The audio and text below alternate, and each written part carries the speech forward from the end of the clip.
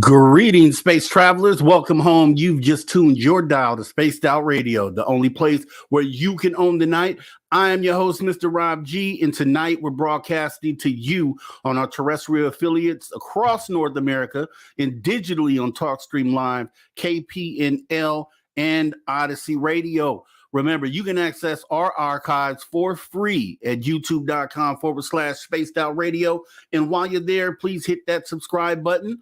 Don't forget to follow us on Twitter and Instagram at Spaced Out Radio or at Spaced Out Radio Show. Our website is spacedoutradio.com, where the options are endless. You can stay up to date with the SOR Newswire, get some official Spaced Out swag, plus rock out to some Bumblefoot and so much more. We have another awesome show for you tonight. Welcome to After Hours. It is Saturday. We are getting the weekend started off right. We have 2 days of great shows going on for you. Tonight we have Debz Shakti Buller. We're going to be getting into some channeling, some quantum hypnotherapy, some of the things that she's into. So it should be a pretty awesome show. Can't wait till we get into that.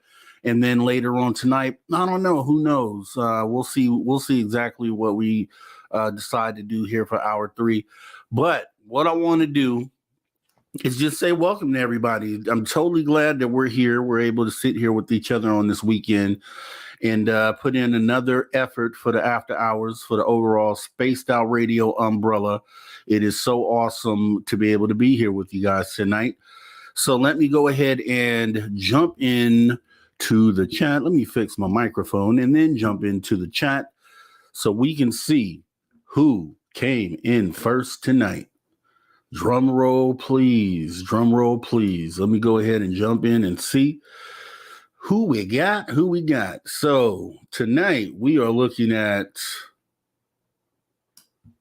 Wu Train Riders DG. Hello, am I first? Looks like you are. So Wu Train Riders DG takes home the gold for the night.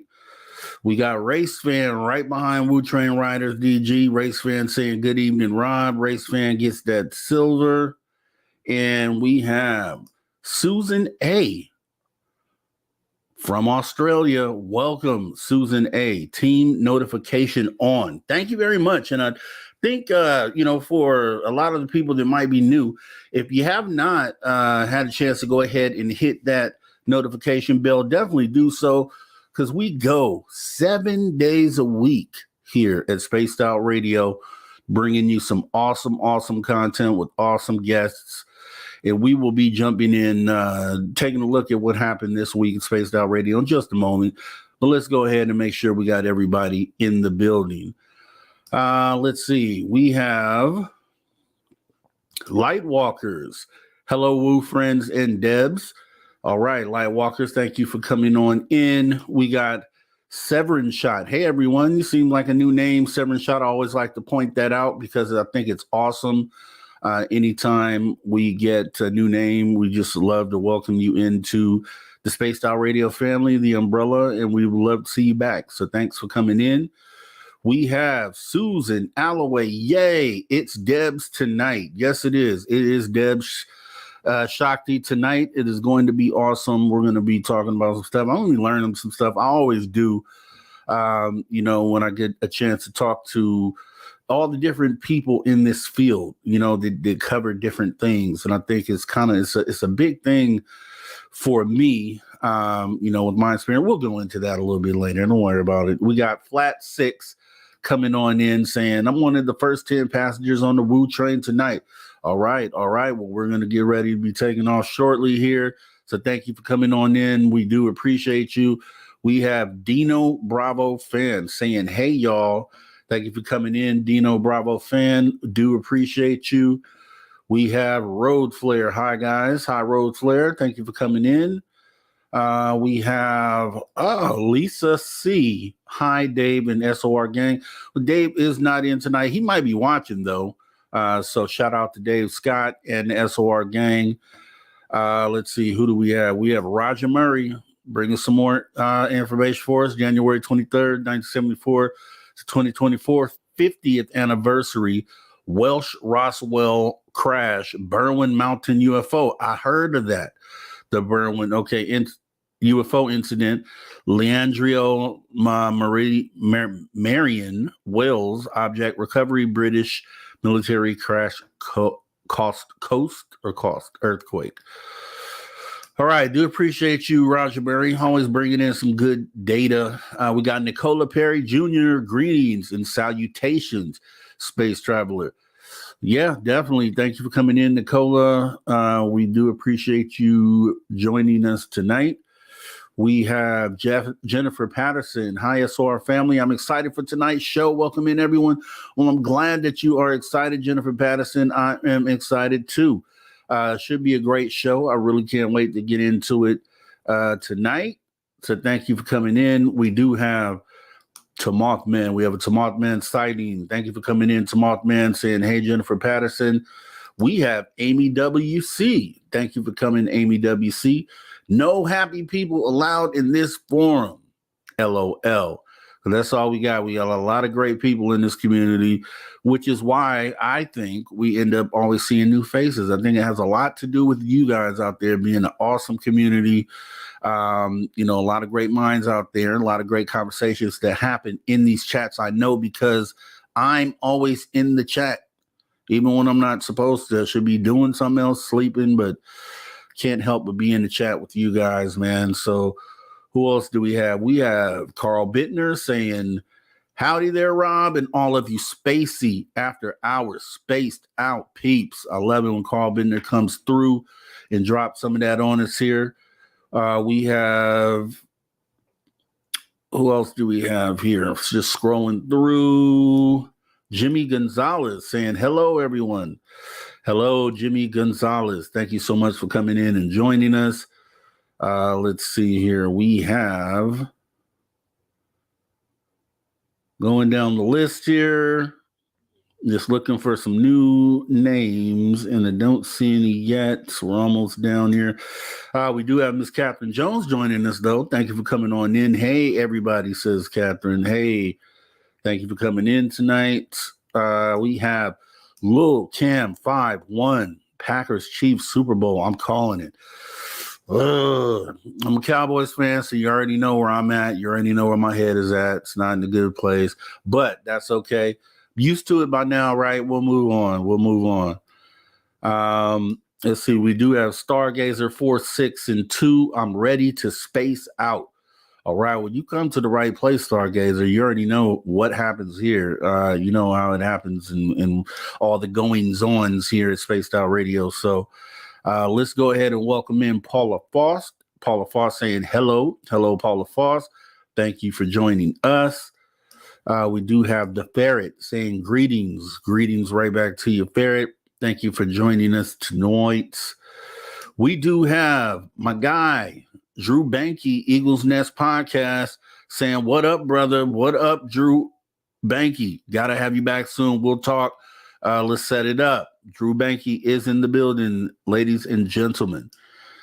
We do have Angela Ellison. Hi, I'm new. Hi. Well, let's stop for a minute.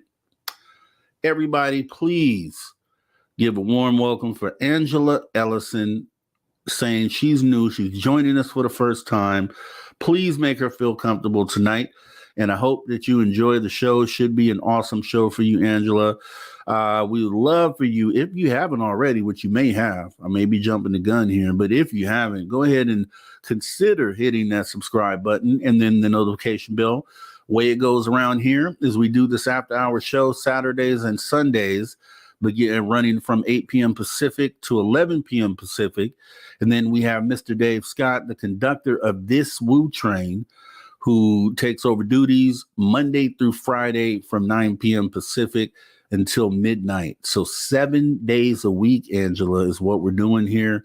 And you can always find something going on here. Welcome. We do appreciate you coming on in. Everybody, welcome Angela in with warm arms. And I know you will. I'm not really worried about it. We do have Ange in the building saying, hey, Rob G, to Maltman, Catherine Jones, Paranormal Pixie, Debz, Race Fan, Susan Alloway, and all the SRians. I didn't see Pixie yet, but I'm sure we'll get to her name. Thanks for coming in, Ange. So many names, and I never want to miss anyone, but I want to say Angela Ellison, in case I missed you. Thank you for coming on in. We do appreciate you coming in. Yes. On my list, Drew, got you, and I will be doing that, sir. Thank you very much. And let's see here. We do have a Kira I Am sighting. Kira I Am. Hello, all you space travelers and Rob G at Spaced Out Radio. Woohoo! That's what I'm talking about. Let's get it going, Kira. Let's get it going. Got my coffee sitting right over here. I haven't got a chance to sip yet, but I will be sipping throughout the show tonight. And let's see.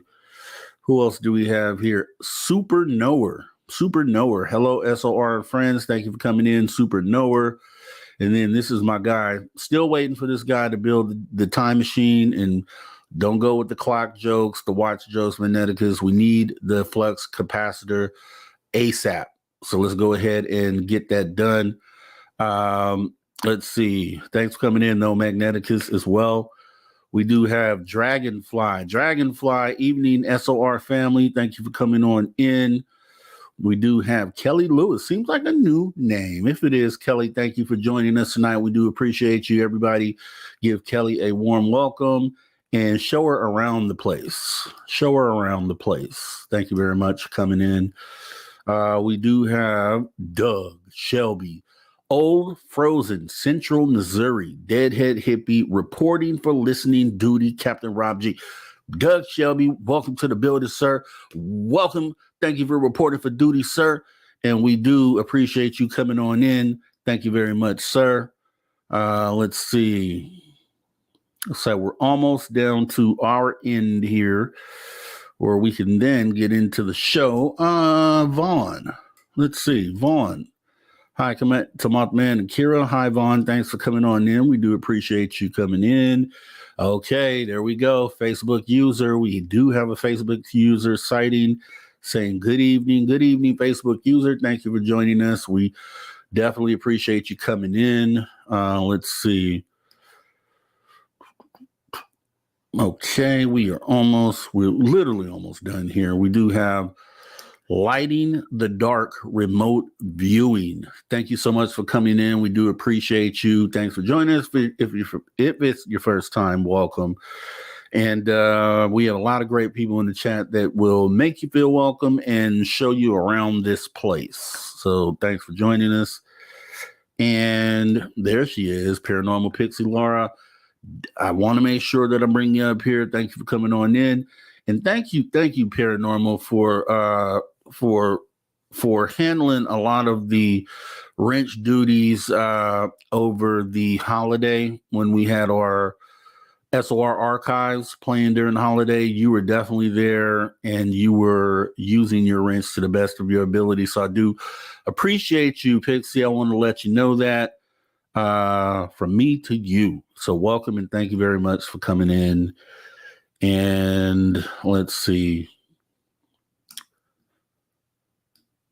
Okay, Quantum Momentum. I like that. Thank you very much for coming in, Quantum Momentum.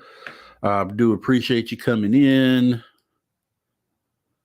And Corey Cole. What up, fellow maniacs? What up, Corey Cole? Thank you very much for coming on in. We are sort of maniacs over here. Do appreciate you coming in too. Let's see. Brian C. Hi, people. Hi, Brian C. Thank you for coming in. We have Nancy Thames. Thank you, Nancy. Welcome, welcome. Good to see you back here, Nancy. Thanks for coming in tonight.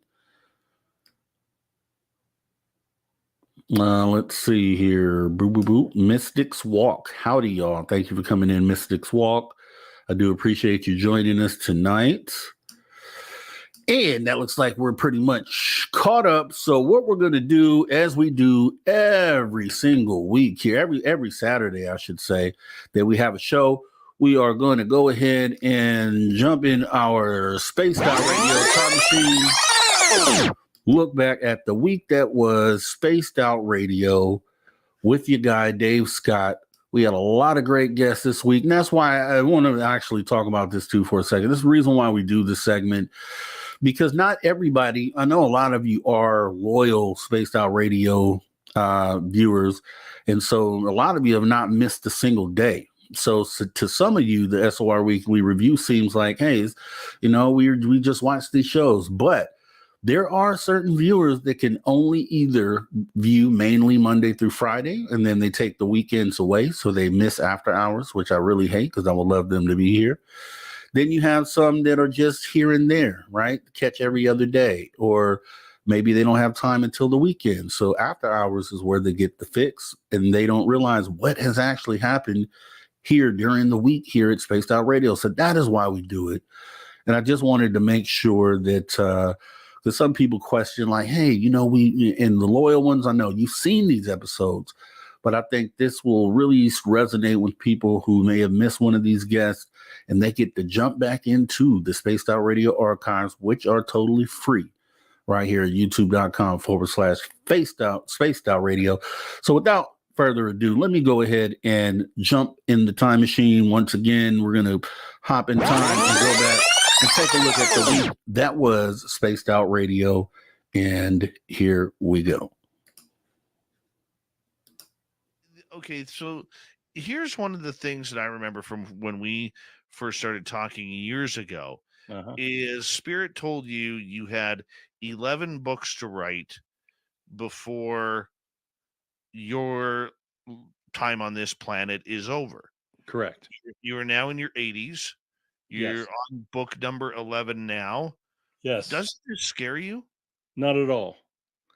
Not at all. I can honestly sit here and tell you, I do not fear death. I mean, I got a lot of things I want to do yet, but I have such an understanding of what's on the other side that I have no fear of it. I mean, I really don't. When I was having the heart attack and I really had a pretty good chance to depart, I had no fear of it. It's out of my hands. I mean, it's something we're all going to face, and I simply know what's over there. I mean, I've talked to so many different spirits, so many holy spirits, so many angels. I've seen angels. I've seen a bunch of angels. I know they're very real. I mean, I've talked to all my family members, my father, my mother, all my departed family, my friends that have passed. I've talked to them, and they're all at ease. They're all in this wonderful place. And I'm doing what they sent me back to do, and I have no fear of it. I mean, I was going to tell you the story of me seeing an alien. Right.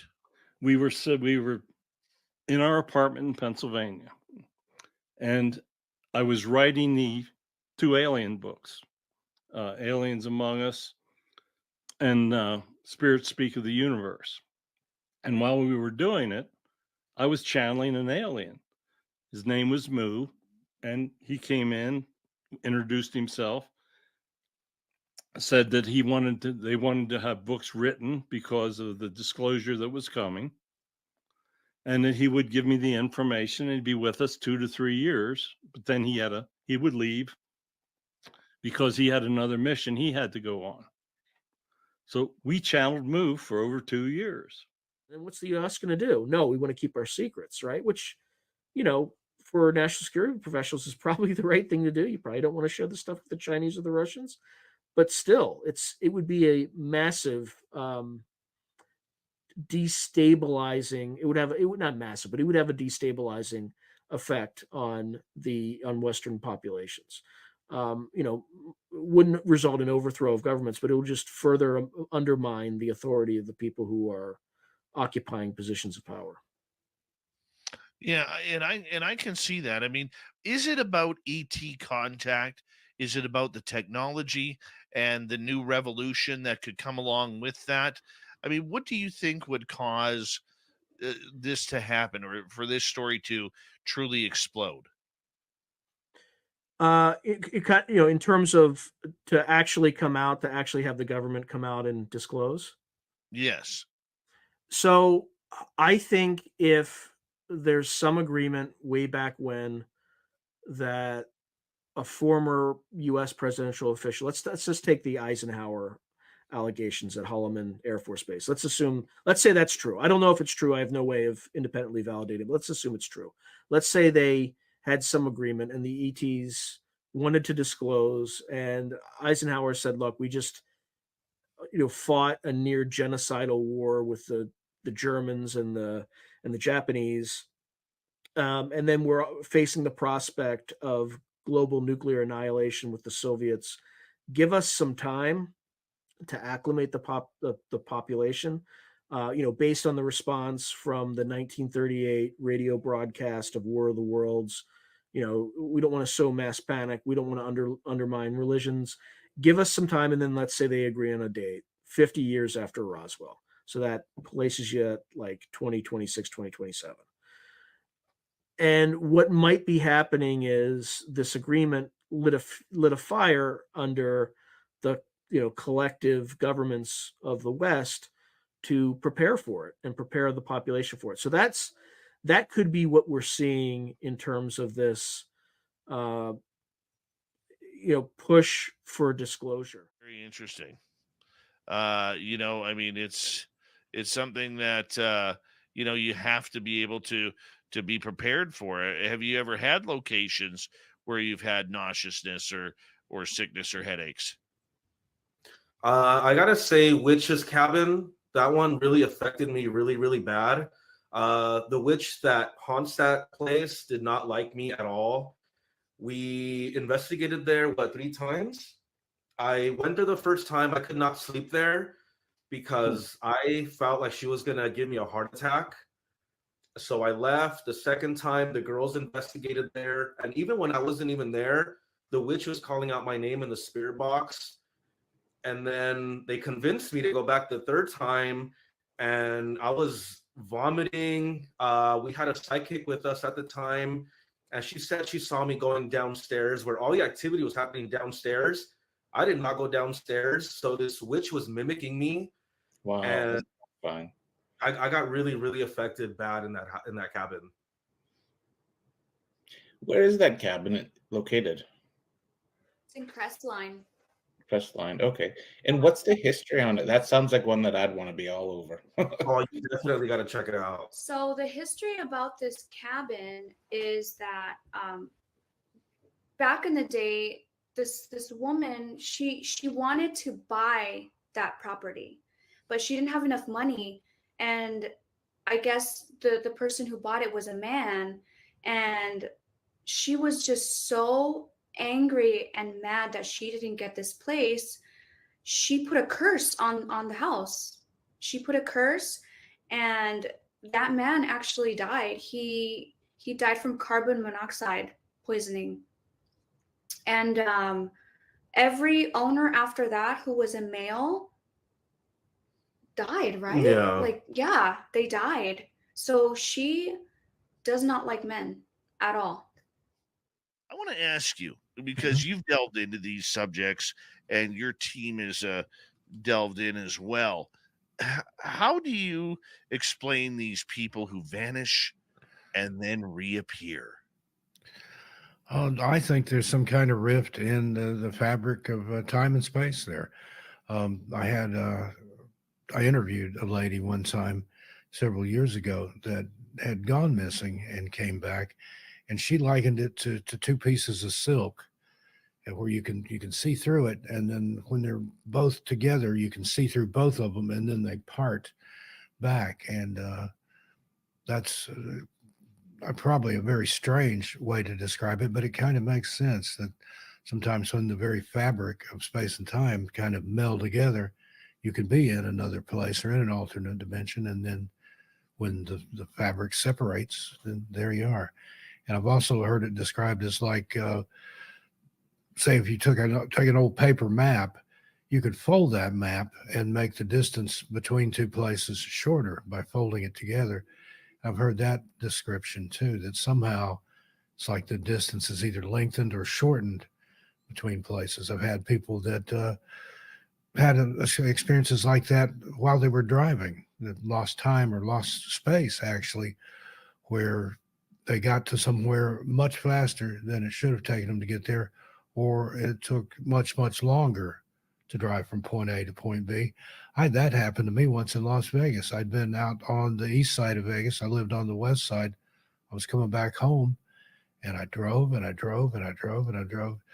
From the center strip, it should have taken me maybe 15 minutes to get up to my turn to go to my neighborhood.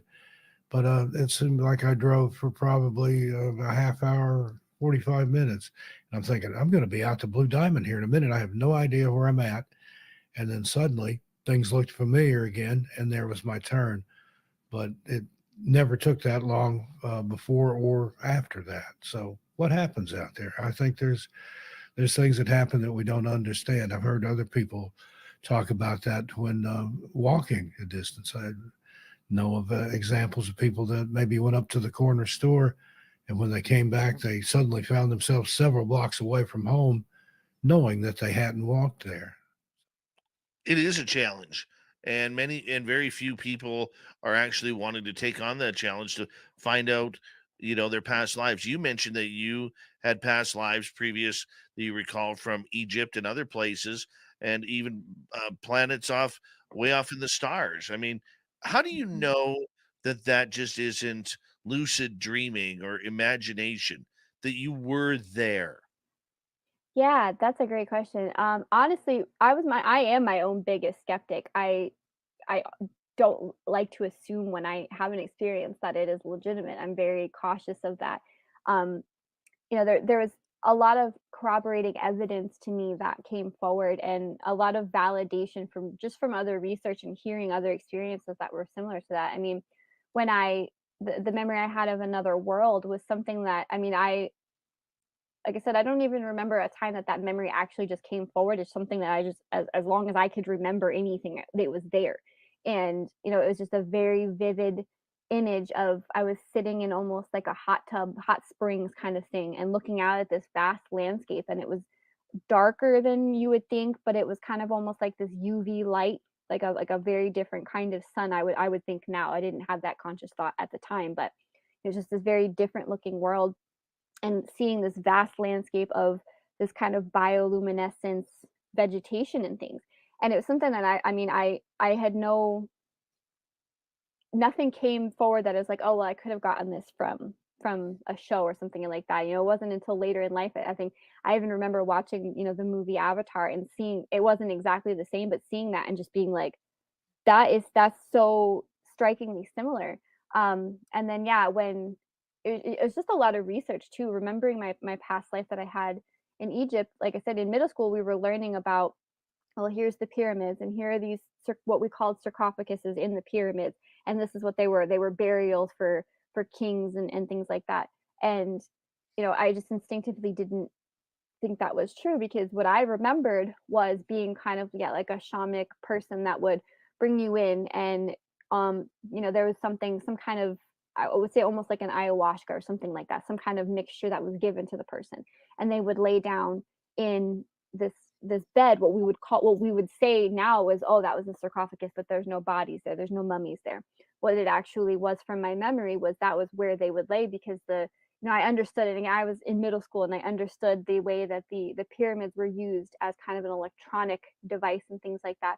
And I just had all this stuff that I just knew. And it was, I've had people ask, well, how do you know that that's a memory? And it's like, how do you remember your third or your fifth birthday or something? How can you tell me that that's a memory? Because it's just something that felt so real. It's hard to decipher what's reality sometimes. But as I got older and I researched more and more about that, and now that things, with the internet and things, everybody kind of coming into this stuff more easily, there was more information that I was able to kind of corroborate some of what I had experienced with factual information that was out there. New York Post writer, journalist Stephen Greenstreet got under your fingernails as well. Yeah. What happened there?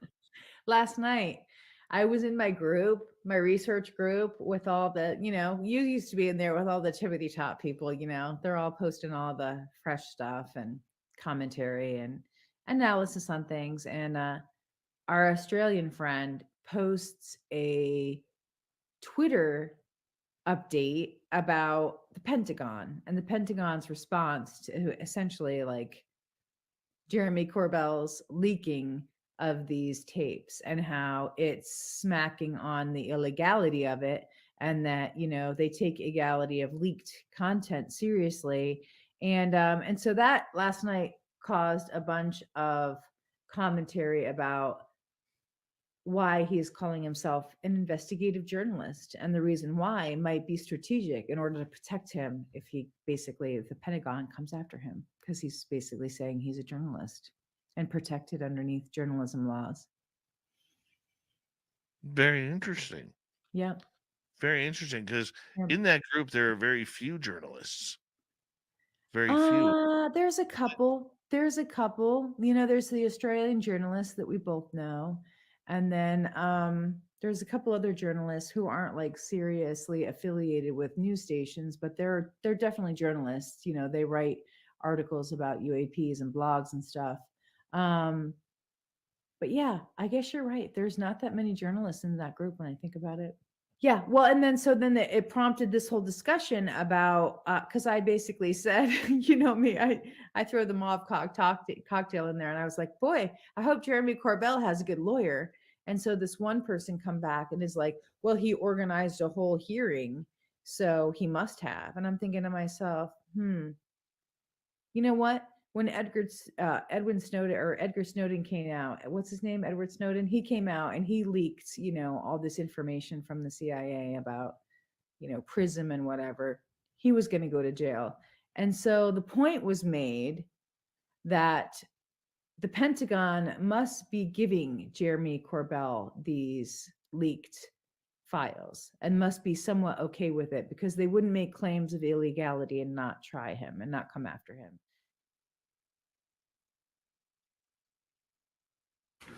All right. Here we go. We're going to jump back into the present day.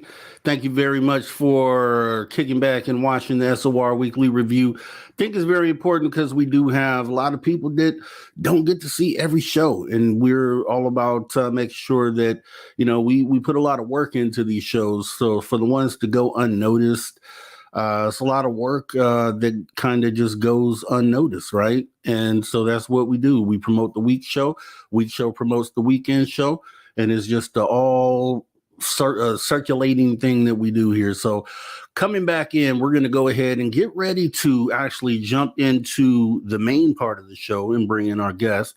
We do have Debz Shakti. So I want to kind of bring her in with this. Debz Shakti is a professional quantum hypnotherapist and open channel offering other professional PSI services, including Energy Alchemy, ET Contact, and Paranormal Experience Counseling. So I think these are a lot of topics. Actually, we could sure talk for hours on this. We're going to go ahead and get into some of these things, but let me go ahead and bring in our guest for tonight, Debz Shakti, and here she is. Hey, Deb, how are you today?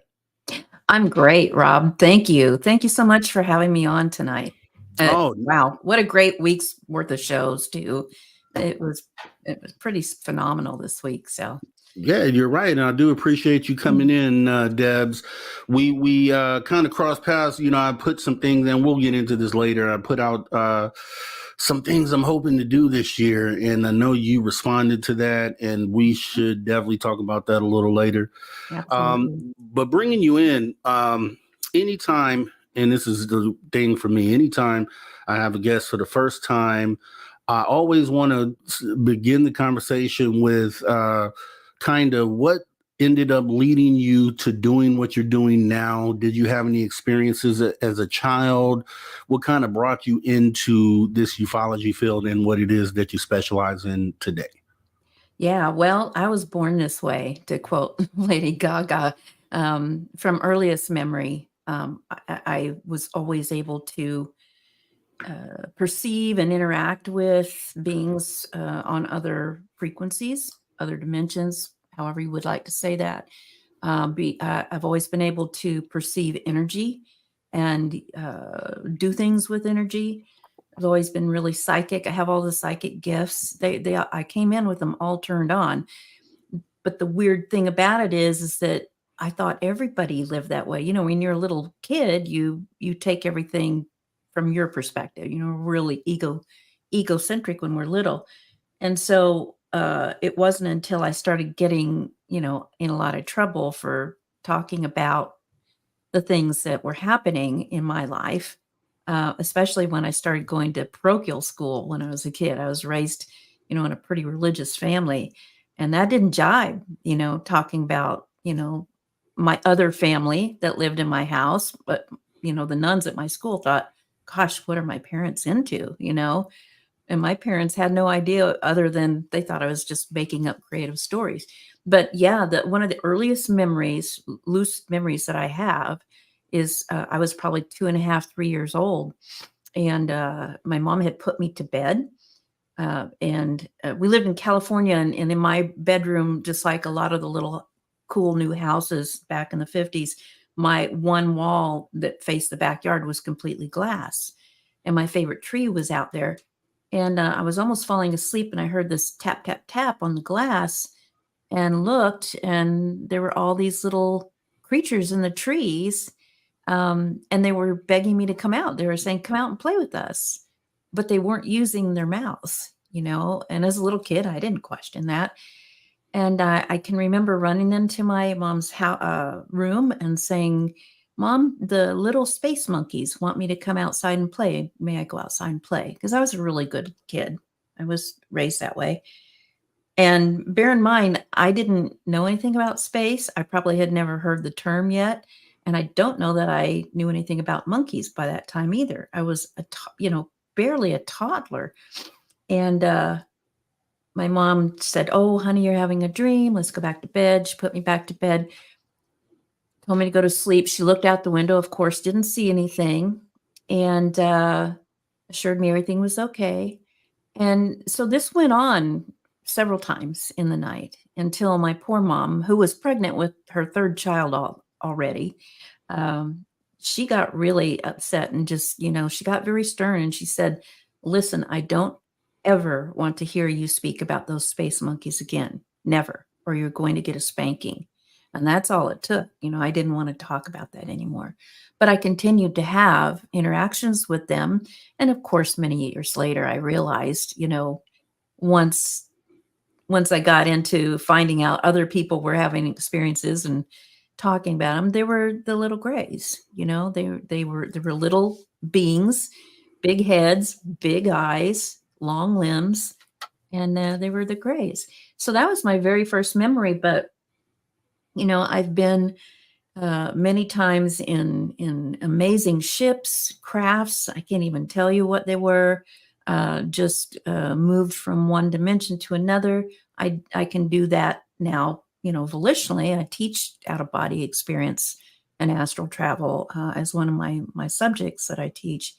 But yeah, my whole life I had this, and what I found once I realized other people were having these experiences, and this was in my 20s, early 20s, is that most people were very afraid. And they were also afraid of our culture, just like I was chastised for talking about it. They were being chastised, and they didn't want to, flunk school. They didn't want to lose their job. They didn't want to get divorced. And so parallel to that, I was a very inquisitive kid, and I liked studying the sciences and everything. So I came up studying biology and, chemistry and physics and all that, and all the maths. And then, when quantum physics came out, boom, everything started making sense. So, but when I went to college, I decided to study clinical psychology because I thought it would help me help other people who were traumatized by these things. And not just these things, I just saw trauma everywhere. And people would come to me and just ask for me to, hug them or something. Even as a little kid, they realized I could help balance their energy, although I don't think they thought that. They just said, she can heal you. Or they'd bring their puppy to me that was sick and have me sit with it, and it would get better. So I just thought, okay, I'm going to go into that field and help people and counsel people. So over the years, as this subject became more mainstream, especially after the internet came out, floods of people started coming and asking for help in understanding these experiences, these encounters. And I think people feel comfortable talking to me about their stuff. And I think they also feel good about it just because I've had countless encounters myself. And so I can, I have a good rapport with them. But, so we put psychology, we put quantum physics. Lately, the last couple of years, I've been taking advanced coursework in neuroscience. And I just love putting all these things together to help people understand, life. And it helps me understand life too. And it feels good to help. So. Yeah, and that's awesome. And I kind of wanted to get into that a little bit because the quantum hypnotherapy, I know you were a part of creating the documentary, and I actually saw this when it originally came out, the Alien Abduction Answers, and the role that you kind of took on that documentary. You were, almost, a tool in a way to kind of help people through some of their experiences and kind of help get those things out, help them understand what it was that they might have been encountering. So I applaud you for that, because you're actually doing something to help, figure this thing out. Now, with that being said, is quantum hypnotherapy, is it in any way related to what someone might experience when going through something like a regression therapy? Is it the same? What are the differences? Well, yeah, I came up in the clinical field of hypnotherapy when I was in clinical practice or my studies. And it's great. Hypnotherapy in itself works great. And regression therapy is wonderful. It's a wonderful tool. But coming at it from a quantum physics perspective that says two things: energy all comes from the same thing. It's all the same energy. It can never be created, nor can it be destroyed, but it can change its form and function via its vibrational state or its rate of oscillation, its frequency. So everything is made up of the same energy. It's just vibrating slightly differently or vastly differently, and that's why it looks different. or separate. And then the other lesson that we know from quantum physics is everything is happening all at once, forever, all in the same place. They call it non-local consciousness. And so it's just all there. But again, just like the energy, it is vibrating at different rates of frequency. So I like to call them life realities. I don't like to call them past lives, because there is no past, there is no future. There's just life. And depending on what you are focusing on in your own feeling state, let's replace vibrational state to feeling or emotional state. Whatever your sustained emotional state is, that's going to be the matchup for the reality that you are going to be experiencing in that moment.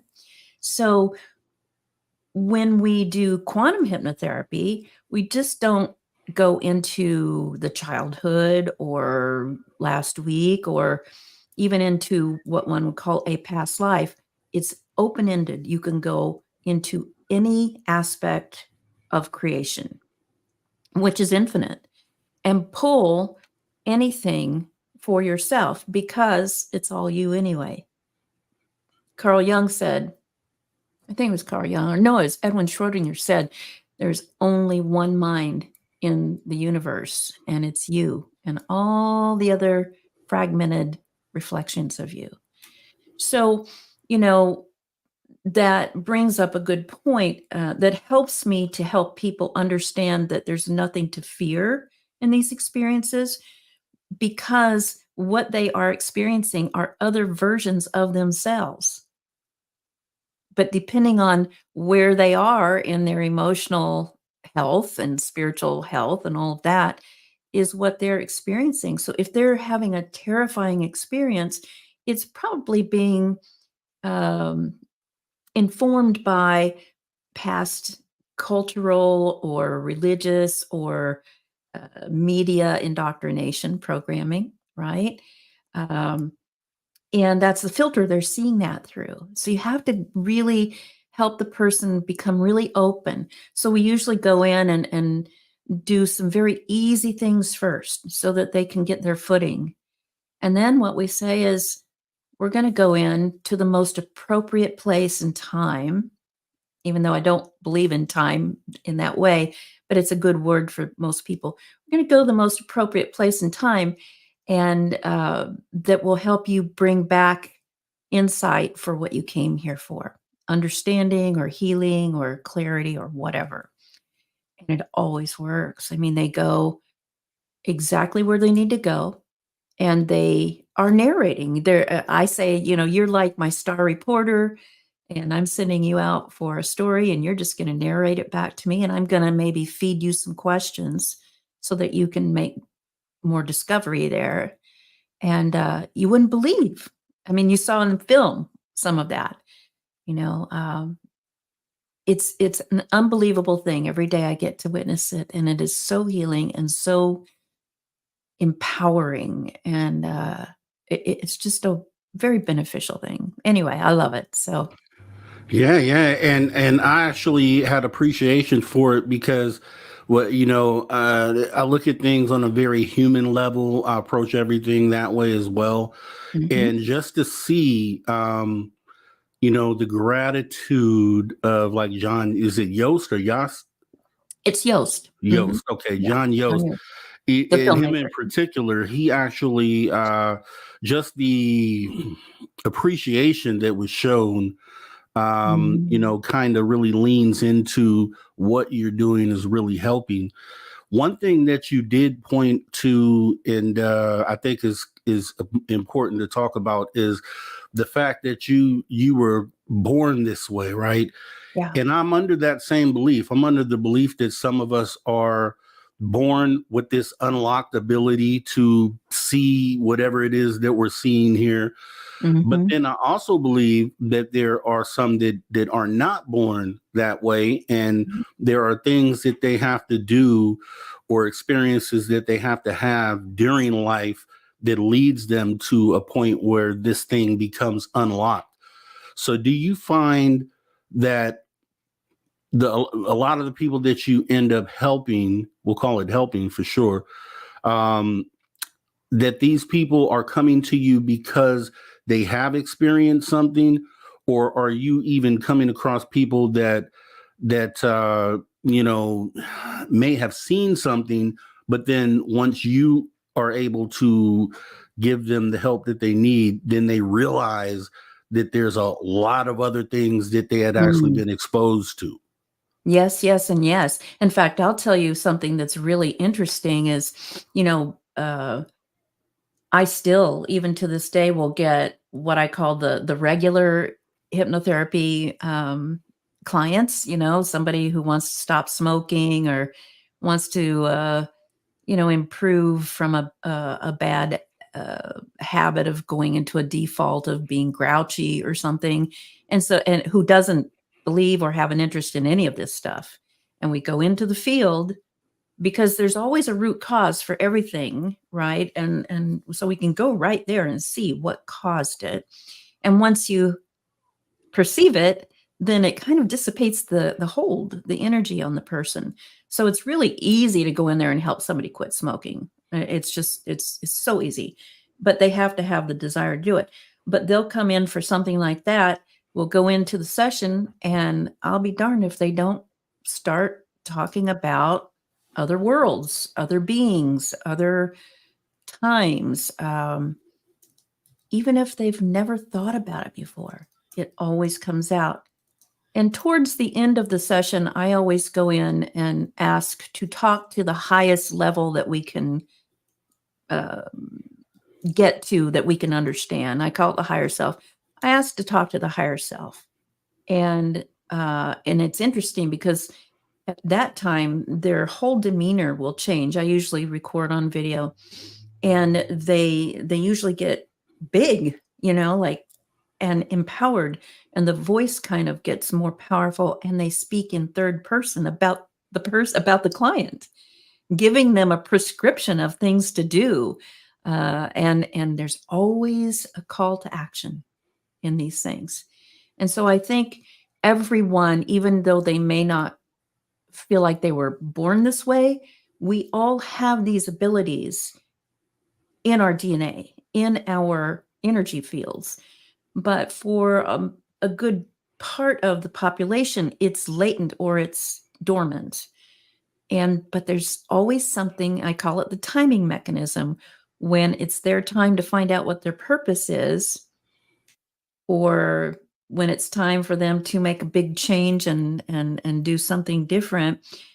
They have either a memory or a compulsion to seek out this help. And it doesn't even have to do anything, has nothing to do sometimes with alien abduction or, interdimensional travel or anything. They go in to heal the one thing, and then they get all this other information. But whatever that is, that's a timing mechanism. And then when we do this work, stuff starts getting switched on. And that's why I always say there's a call to action, because once the stuff gets switched on, they have to do something with it. Just like John did in the movie. He originally just wanted to feel better. He had been in fear his whole life. He'd been told to lie about it his whole life, and that made him feel bad. He just had all this plethora of things that were really mangling him up on the inside, both physically and psychologically. And when he finally did go in and see this really clearly, and then start to get all of this information about what he was supposed to be doing in his life completely changed. He knew his purpose. He became galvanized to it. You couldn't stop him from it, and you still can't stop him from it. Including, now he's been in a battle with pancreatic cancer for the last, 9-10 months, and he is, he's winning. He's going to beat this thing, because we have 2 more movies about this that we have to make. He's already decided. I mean, they gave him this call to do this. So that first movie was kind of the easing people in and getting them used to this. And then the other 2 are kind of building up to, what can you do You do have this too, and now what will you do with it? So Yeah, and I'm glad you brought that up. Definitely want to send healing energies to John Yost yes. in this time. And I guess we can definitely get into how people out there can help that situation as well. Thank you. Yeah, definitely. I do want to ask you this: if based on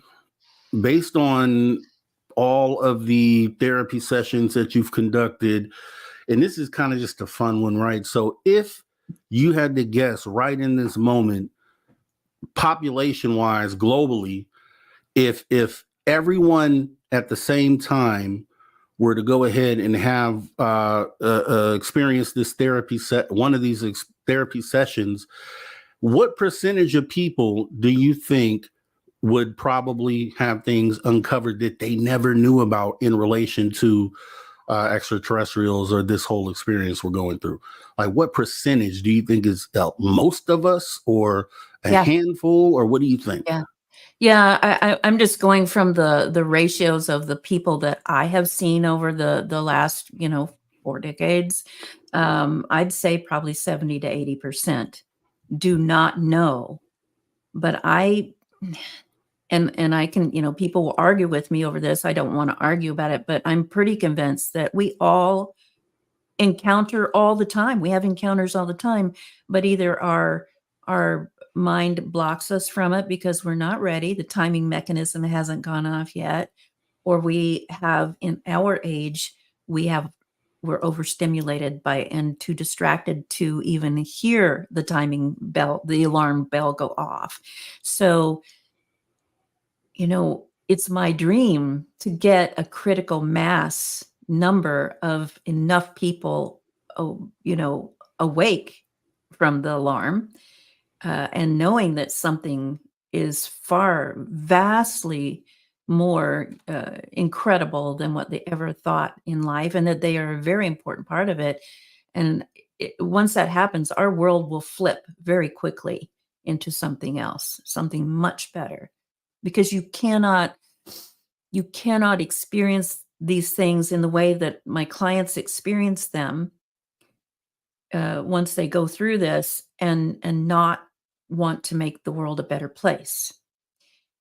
Every single one who's ever gone in and had had a close encounter, whether it's with an ET or it's an angel or, fairies or whatever, but especially the ET ones, there's always messages about, you're killing your planet.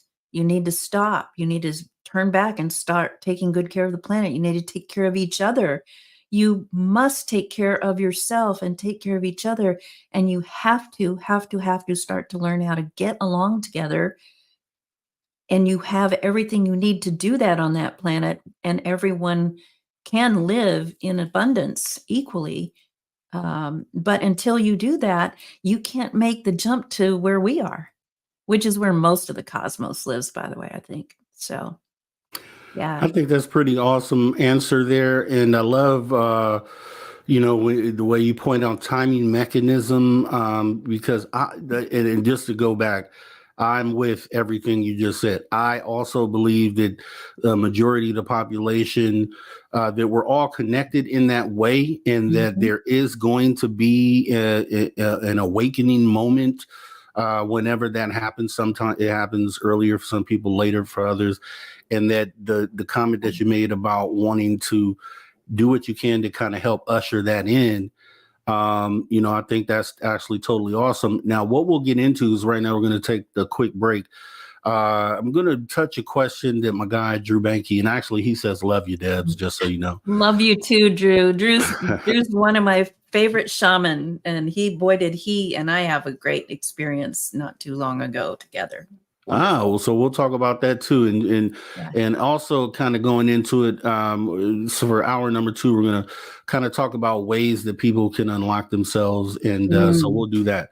So right now, what we're going to do is we're going to go ahead and pause for the cause, pause for a quick break, And we will be right back here with Debz Shakti going into what we just stated and also channeling and just a bunch of other stuff. Guys, get your questions ready, put them in caps so I can go ahead and save those and ask Debz. And outside of that, we'll be back in a few minutes right here on Spaced Out Radio. See you in a minute.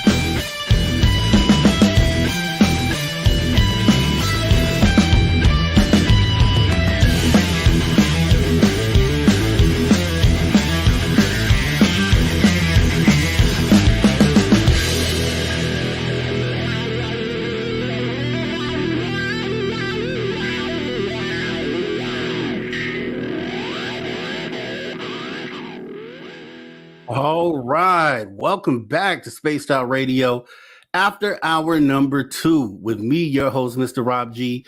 And as we get ready to continue with our guest, Debz Shakti, we're going to be jumping into some questions later on this hour. But first, let me go ahead and talk about the SOR fan party that we are having May 10th through 12th this year, 2024.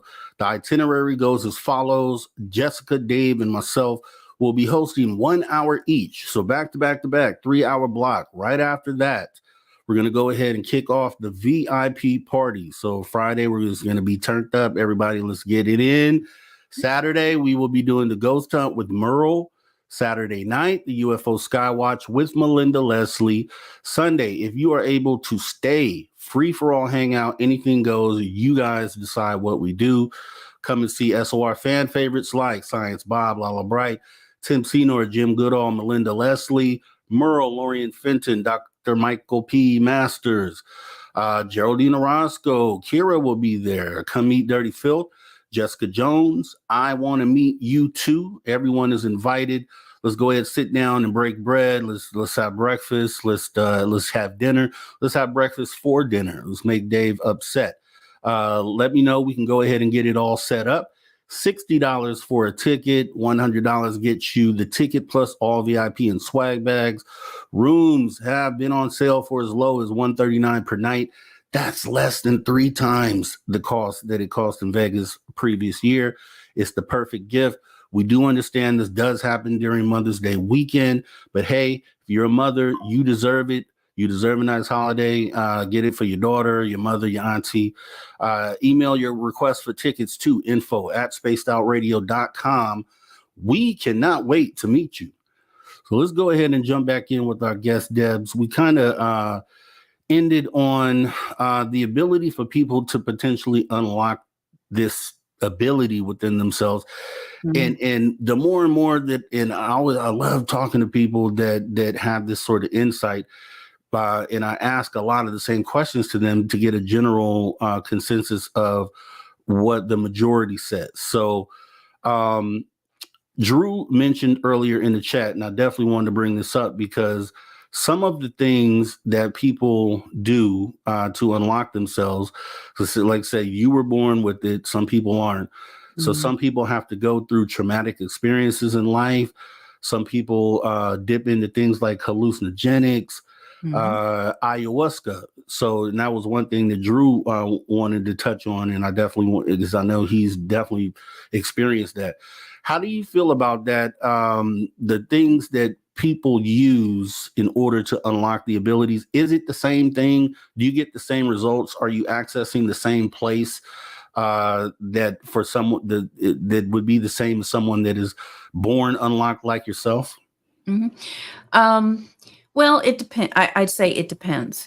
What I like to tell people are that there are infinite numbers of paths that go up the same mountain, but you still can reach the summit of the mountain no matter which one you choose, as long as you're, careful going up the mountain with the path that you choose. Some are easy, some are rocky, and it depends on how much baggage you're carrying up the mountain on that path as well. So to speak to psychedelics for one thing, it depends. We've learned over the last 60 years, let's just say 50, 60 years, it's very important to have the right set and setting when you do this. This isn't I've been around people who had, did things like LSD or mushrooms or whatever at parties, and they have a good time and everything. And they might even have a mystical experience. But when you do it in as a sacred, spiritual, intentional act, with the intention that you want to go in and know yourself. You want to know the secrets of the universe, but really you should just ask to know yourself.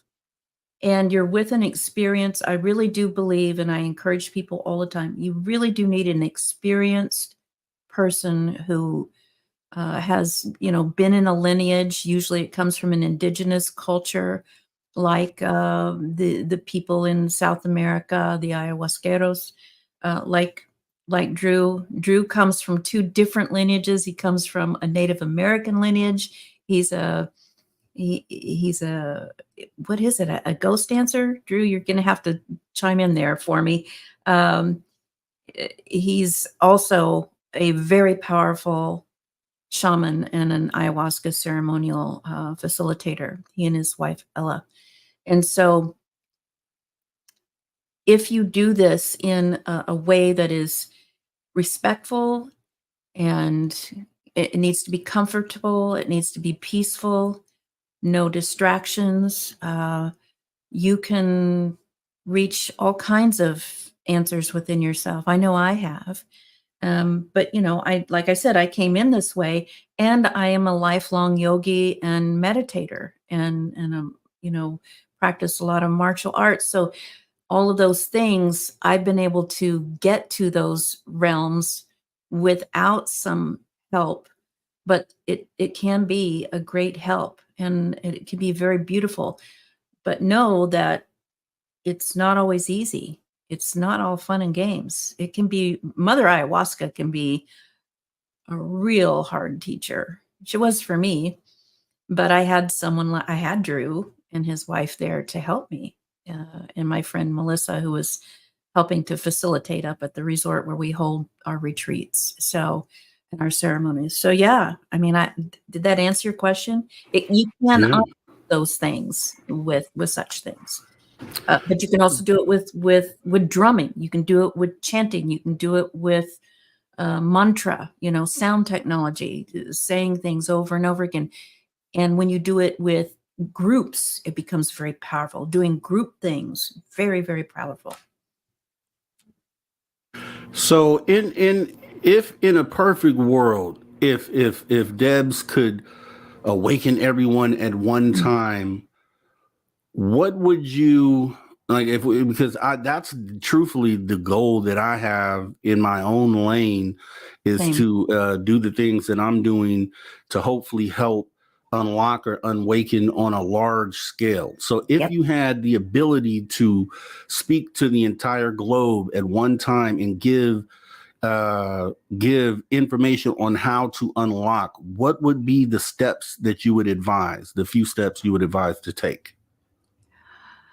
Well, for me, I think the easiest way to teach people how to unlock those things in a safe way is to teach them meditation, breath work, very, very powerful stuff, doing different kinds of breath work. Again, the sound technologies, and and you could throw in sacred ceremonial practices, such as what Drew does. So any of these things. I also do group events at some of these retreats, and I do it online, where I do group quantum hypnosis, where I get everybody into a coherent state, heart coherence. When you get something into a coherent state, i.e., everything's vibrating at the same rate of frequency, it's very powerful, and you can work miracles, and miracles have happened in these different practices. All right. And after reading through your bio, it mentioned energy alchemy.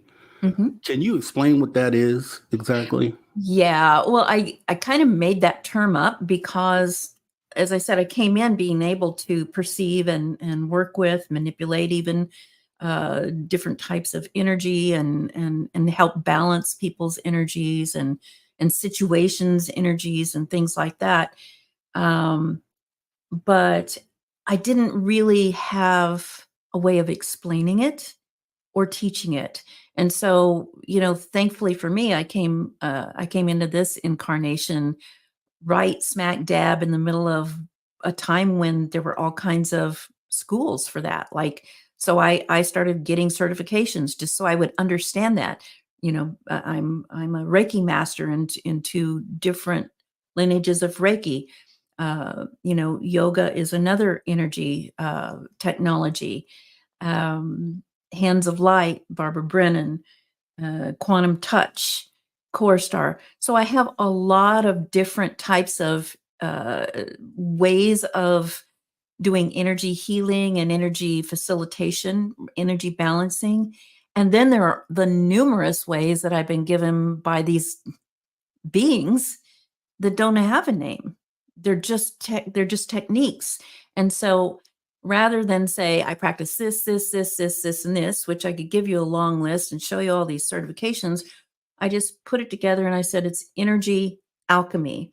Energy alchemy, the word alchemy means turning something into something else, changing its frequency, changing its properties, like the old alchemists were trying to always turn lead into gold. So I'm trying to turn the human being's psyche and their heart and their energy field from lead to gold with this. All right. And if we moved into you being an open channel, so is that are you stating like an ET channeler, or what exactly do you mean there? Anybody. Yeah. The main group that comes through, though, it's the most powerful voice that comes through me is through a group entity known as the Star Teachers. However, they say they don't have a label. I just kept asking them for one because people wanted to know who was talking. Humans have to have categorizing as part of their understanding. But they say that, and this is really powerful, they say they are us on a higher frequency, and that they have evolved past the need for labels. But they work as a group mind. However, they have lots of uniquenesses within the group that also alchemize, and it's very powerful. So a lot of the times you will see me I do a lot of free online Star Teacher channelings. I just have an event and they come on, they usually give a very powerful message. Then they do some sort of a group experience for healing or balancing or whatever, or education. And then they open the floor for questions, and people will sit for hours and people will ask questions and they'll give good answers, powerful answers. But in my day-to-day work, the teachers don't just come through. I mean, some people might call it mediumship too.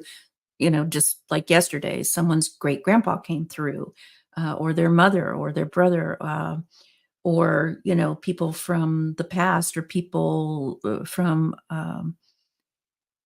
different planets, all kinds of stuff. So they just come through. It's the intention. I just kind of step out of the way. And this is interesting.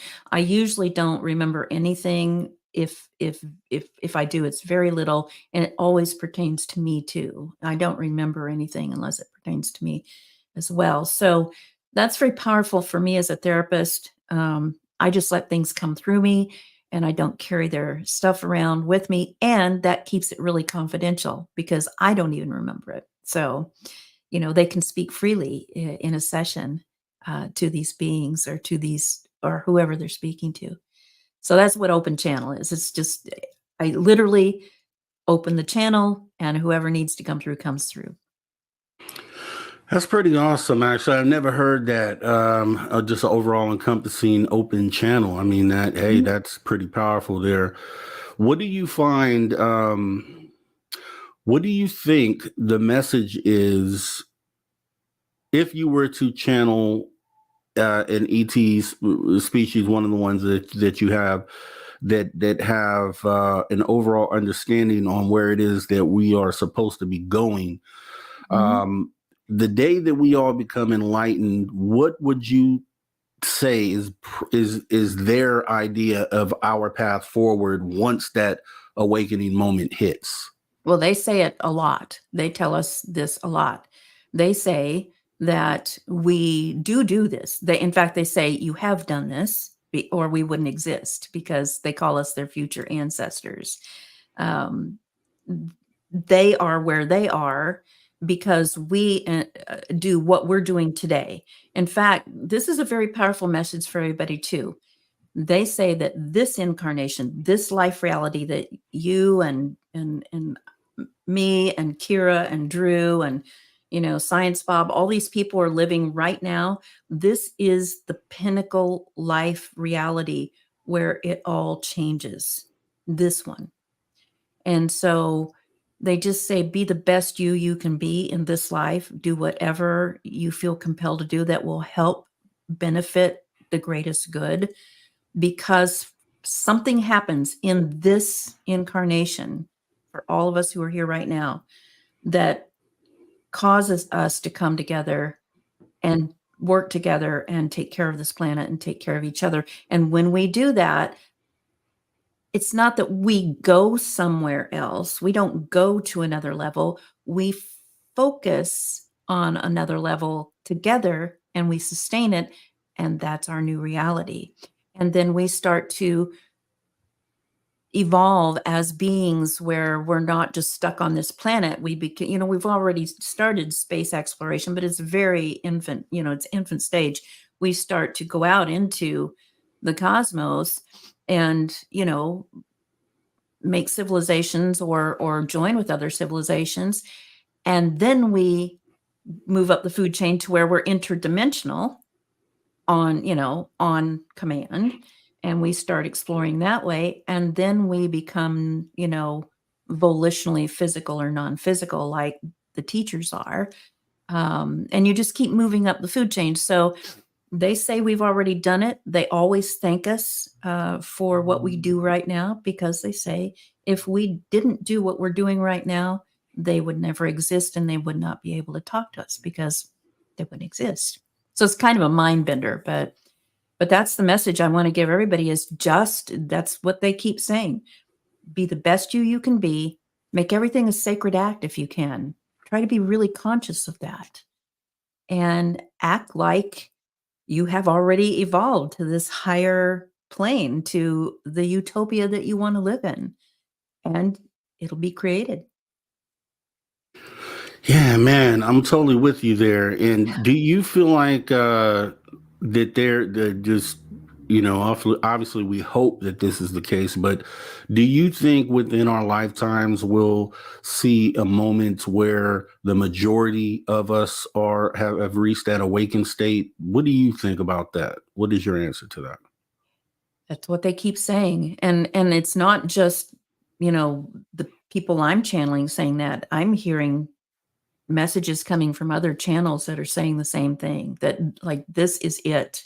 And we are going to see this, unless you're part of the small part of the population who isn't finished with this layer yet.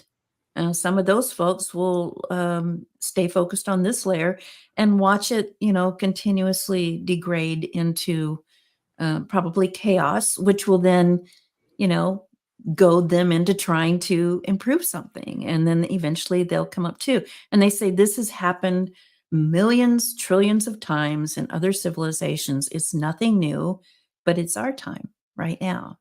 So that's what we're doing. Yeah, and I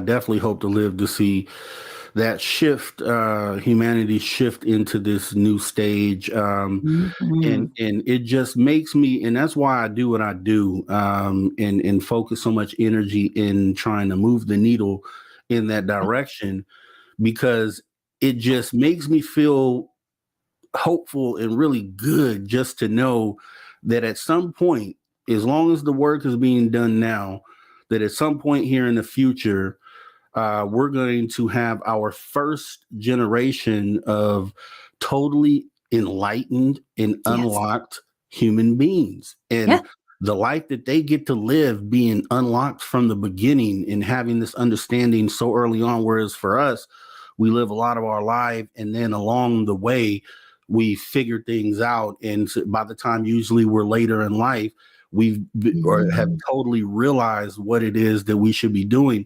But there's going to be a generation that gets to experience this from day one. And I'm just so hopeful and glad that that's going to be the case, because that includes our descendants, our grandchildren, does. their great grandchildren that will be totally unlocked. So that's why I do this kind of and I'm resonating with what you're saying, because I believe we're on that same path, and I appreciate, because I know the energy and the time that I put into trying to move the needle, and then to meet other people along the way that are on that same path and mission. We've never talked before, but when we meet here, we find out that we both have the same goal and the same mission, and I think that's awesome.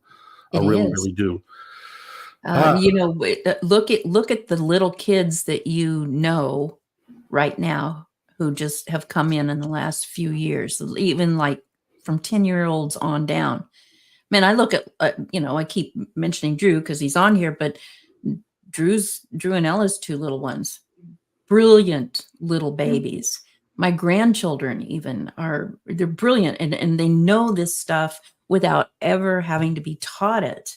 Yeah. And so they're already coming in with way more stuff turned on.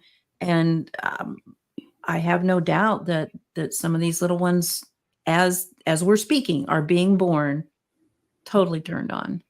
And that's going to really help make that energy push for the rest of us, for us old fogies like me, who are still, womping around in our little spacesuits. I call the body the spacesuit. We're all those beings, but we came here to experience this particular kind of dense experience.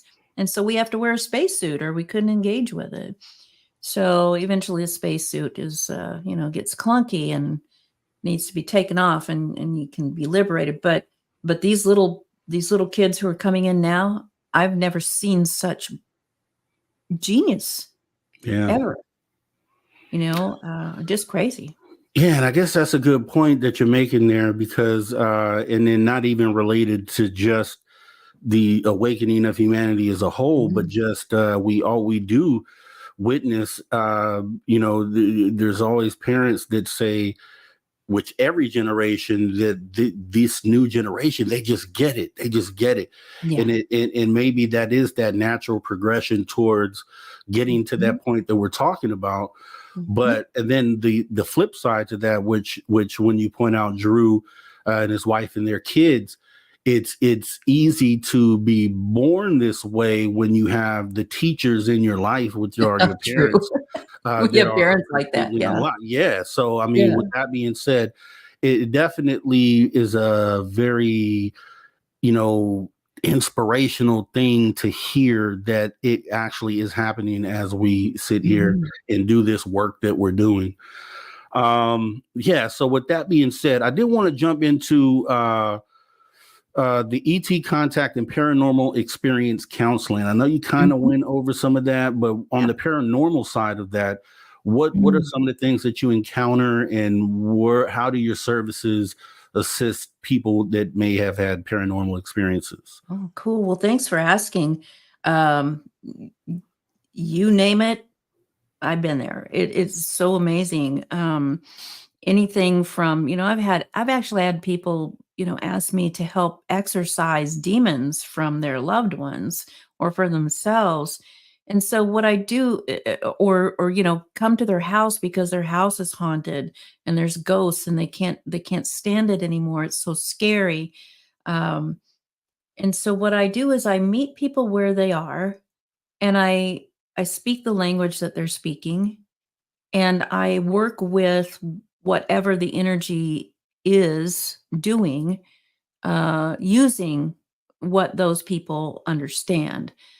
So if they grew up, needing that kind of thing, that's how I work with it. But to a person, every one of these things, and I have dealt with ghosts and spirits and, even dragons and houses that were, taking on their own personalities and trying to attack the people, all this stuff.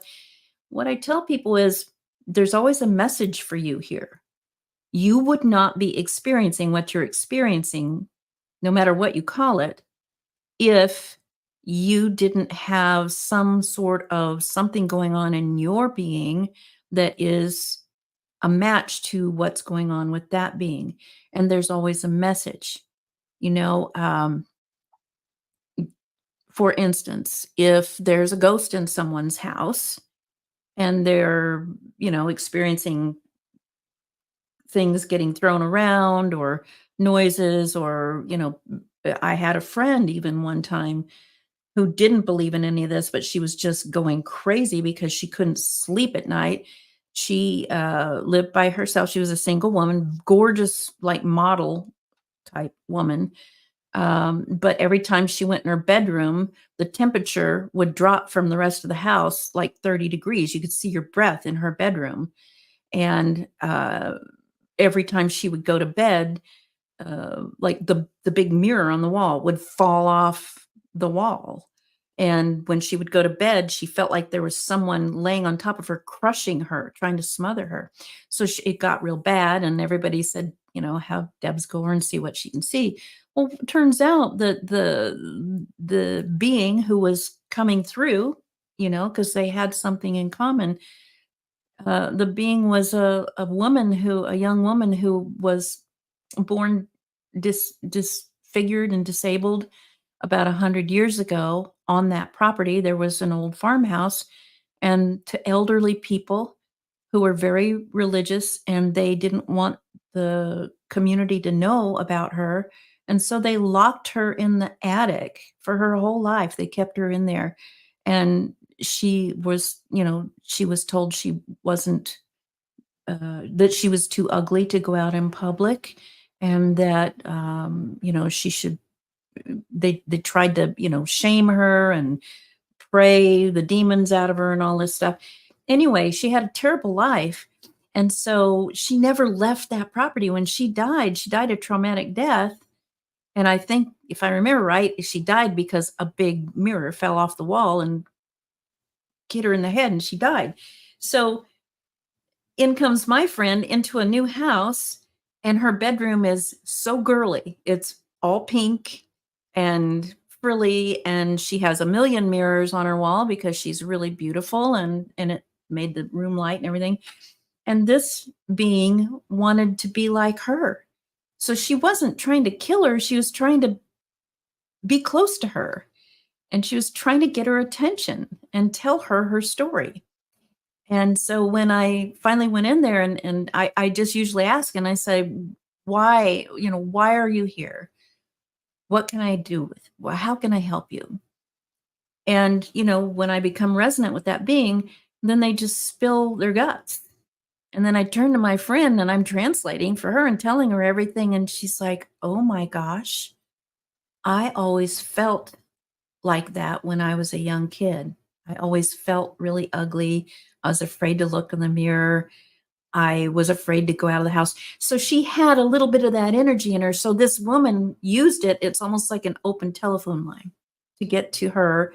And when we finally, it's like when I was talking about going into quantum hypnosis, and you see a specific incident that started, you know, was the root cause of your smoking in this lifetime. Then it's dissolved and it's healed. It's the same thing. Once you know the reason why that entity is there and doing what it's doing, it's all healed. It becomes dissolved, I guess, equalized. And so they made their peace, and she left. We sent her to the light so that she could be in her ultimate form, her beautiful self. And there's never been a problem there since. So sometimes it takes doing something like that to be able to counsel, you know. Then you sit down and say, and explain, this is why this is happening. Do you understand? Does that resonate with you? And almost all the time it does. They start to see the light and say, oh yeah, I need to work on myself a little bit. There's something in me that still feels like that. I'm overcompensating by trying to be too beautiful, you know, all the time, or too perfect, right? So that was that situation, but I don't know if that helps. But a lot of it is with like abductees or people who have, bad relationships with their crossed over loved ones or ancestors or whatever. And it takes just sitting down and listening to them mostly, and then finding the common thread between the human and what's going on. All right, that's awesome. And if you could, Debs, I sent you a private chat message. If you could check that real quick. And I had Absolutely. actually, okay, great. Okay, so let me do this real quick. Paramarv saying, hey, folks, don't forget to hit the like button when you can. It helps the show, and I do agree with that. If you guys can go ahead and hit that like button if you haven't already, it definitely helps show your love and support Spaced Out Radio. And with that being said, I want to talk about the questions real quick, guys. So looks like Debs, it will be able to hang out with us for the first half hour of hour 3. So we'll use that segment for questions specifically. So just so you guys know, so far, I got a couple questions I had from Paramarv and then Angela Ellison. So I did mark your questions. Anyone else, if you had put your questions in, I may have missed them. So save them. And then when we get into hour 3, I'll be looking specifically for those, and we can ask Debs for the first half of hour 3. So I do appreciate that, Debs, as well. And I do want to ask this here. So when it comes down, because being that you're an open channel, so, when we think about communicating, and like in the instance where you stepped in and mediated that situation, when we hear about communication from those on the other side, it's usually, pointing out that this person is still around, they're still watching you, they care about what you're doing, they just wanted you to know. So a lot of consolation. Is there ever a time where these souls on the other side, do they have any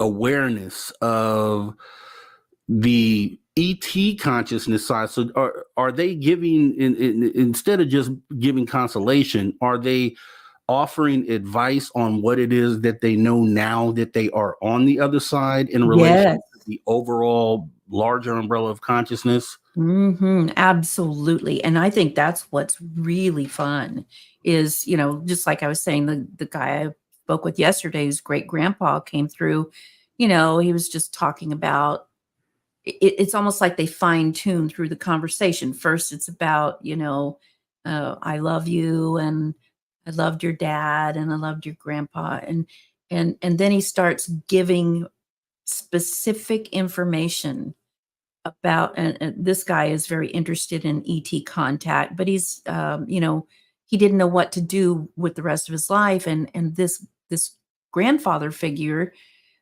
who he had only met once before he passed on, he didn't really have a relationship, but this guy was yelling at me to allow him to speak. And he told him, this is awesome. He told him, I can't give you a ton of specifics because it's confidential, but he told him that he needed to become more involved in the ET contact communities and get in, and start working with people to advance 0-point energy devices. And this guy's like, what? My great grandpa's telling you that? And I'm like, this is what he's telling you. And he's saying, get in touch with this guy, and I won't say his name because it's confidential, but a specific guy well known in the ET contact community, and ask him about a man named William. And that will lead you to the group that you need to start working with. And then he started talking about learning about how to use properties of different crystals, gemstones, because they all have different energy properties, and that's going to help with that. So anyway, he gave really specific stuff about developing ET technology in this lifetime to bring this new advanced age to humankind with this 0-point energy. Because, you know, if everybody has free energy, there's not going to be any lack anymore. People will be able to grow food anywhere and have clean water and have power. And so the people who are trying to, you know, control everybody won't have any power. So anyway, this guy's just gobsmacked and he's writing it all down. And he writes me back last night and he said, check this out. I wrote to the guy and I haven't heard back from him. I know he's extremely busy. So I just went on Facebook and looked at his friends list and there's one William. So I went to this William's Facebook page and Instagram page and guess what he's working on? Energy technology. Wow. And he wrote to him and the guy's like, yeah, let's get together. You know, so how bizarre is that? So you think you're going to talk to your great-grand, or you think he's just like, can you talk, you know, do any of my ancestors want to talk to me? He thought it was just going to be, you know, ancestral stuff. Right. And this guy was yelling at me. I mean, there were others who wanted to come through, but he's like, me first. This is super important. And it was all about developing what you would call ET technology right now for us. I was just blown away. Yeah, that's mind blowing, and that's a great answer too. Because I definitely, it's just, man, it just made it, I wonder, because it is, I believe it's a whole interconnected consciousness thing out there, and all these various aspects that access this consciousness and this other realm that they live in. They would have to be intertwined. These all couldn't be separate things. They have to be related in some way. And that's what I'm figuring out more and more that I have these discussions and why my questions come off this way. But I did have a question because this kind of, I posted something on social media and I got a response from you, which was awesome. I didn't even think that would end up being the case. It was in relation to CE5. Yeah. And I have this goal, and I'm sure I'll speak about it because I don't care if someone steals the idea, because all it's going to do is help us get to where we need to go. Yeah. So, I had an idea that one of the ways that like I told you earlier, I'm thinking of ways that we could affect more of the larger populace in at one time using one event to kind of bring people in and maybe awaken a lot of people at once.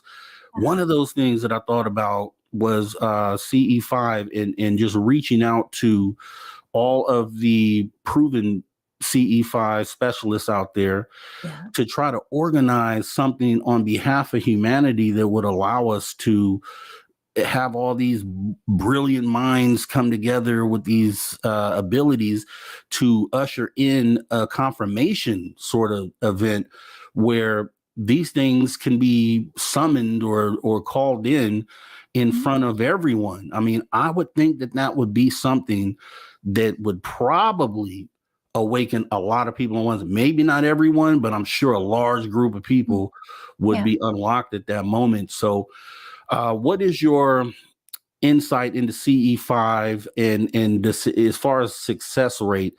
If we were to do something like this, what do you think the success rate would be in picking one day to get together and with 5 or 6 different CE5 specialists and try to bring this moment in? Well, we've done it many times and with great success, and it keeps building. So it's like we keep having practice runs. I participate in several of them. Several years ago, Jimmy Blanchett, I don't know if you know who he is. He's a brilliant mind. And if you don't know who he is, you need to look him up and you need to get him on your show. One of the most brilliant minds in our world right now. And he's a radio scientist. And so he communicates through a special antenna array that he built. But it's so much more than that, because now he's getting information from the ETs that prove exactly that everything is mathematically, there's like an elegant mathematical formula that runs through all of creation, and it's part of the the fractal universe, from the math of the pyramids to the math of the dimensions of our planet to the math of our planet to the sun's distance and through the solar system and on out. It's incredible. And I can't get into it because he's gone so far over my head now. We're good friends. But several years ago, he was told, and he wasn't interested in this stuff at first, but he was told, he was laying on the beach with his family on vacation, and he got the schematic for this antenna array. And it was so compelling that he had to leave the beach, run up to the hotel, and draw it on a napkin.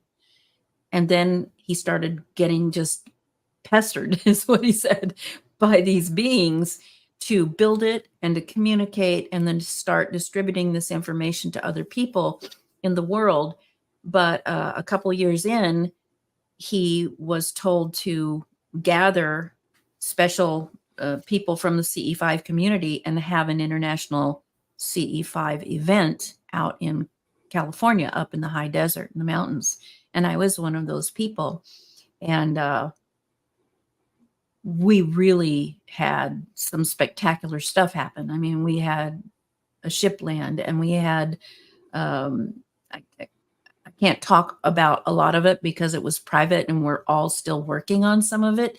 But we had some phenomenal things happen, and that was just kind of the funnel that started putting me together with a lot of these other research teams and these other people. Several years ago, 3 or 4 years ago, my good friend Costa McCreese, who runs ET Let's Talk, another person you should have on the show if you haven't before. That name again? Costa, Kosta McCreese, Makreas. Costa McCreese started, he used to work with Dr. Greer. He's one of Dr. Greer's first group. He splintered off, and he now has the largest, he has over 1 million people in his CE5 community. And he has an interactive map, and all over the world, he tells people, people get on the map and can see where there are CE5 groups or where there are people who want one, and they get together. But once a month, they do CE5. I do it with them.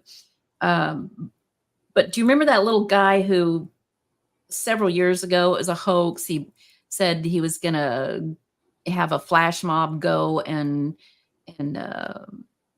storm Area 51 and release them aliens and all that. Well, that was a joke, but it gave us the idea to use that energy and get people together. And so for 6 weeks ahead of that date that he said he was going to do that, Costa and I and his team got together, and we decided we were going to have global CE5 events over Zoom, and the star teachers were going to conduct it, and they were going to come forth with information and everything, and we were all going to meditate at the same time and try to raise the consciousness grid of the earth.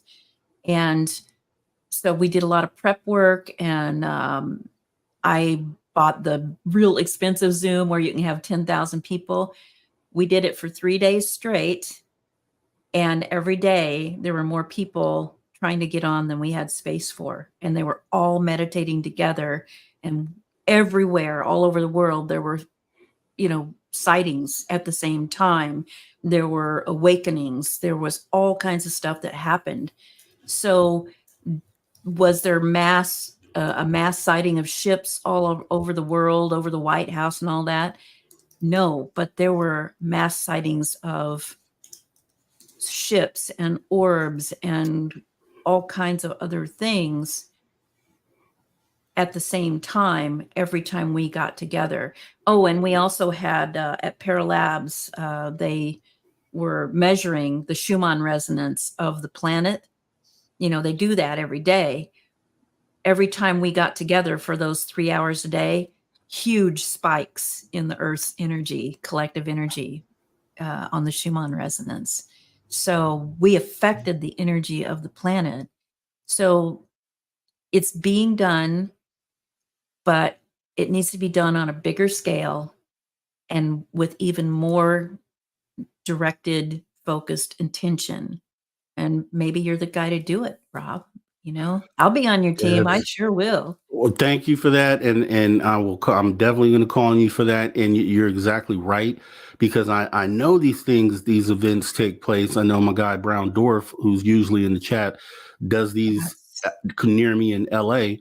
And I'm about an hour from LA, so I'm supposed to link up with him on that. But these things, and I hear that there's success in these events, but they happen even though there's a group of people. It's still not like the populace, and we it's had not like, you know, a billion people yet. Yeah, but look, we had bringing in confirmation is bigger than us landing on the moon, and we had global attention on that moment live as it took place. This should be treated with the same importance. This should be something that should be higher attention to this event, because it's something that brings in who knows what for humanity. So yeah, I hope, I would think that someone else should have done this by now, but you're right. Maybe I'm the guy to kind of spark that up and get it going. And that is my mission for 2024. So I do appreciate you signing in for that. How far are you from Reno?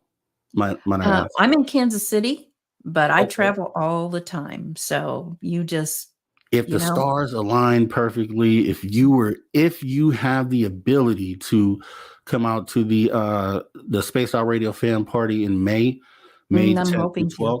That would be awesome. I'm hoping to. I was sad that I couldn't make it last year, but I literally was hosting a retreat at the same time, so I couldn't make it. We'll get into the retreats too, because I know you have that going on as well.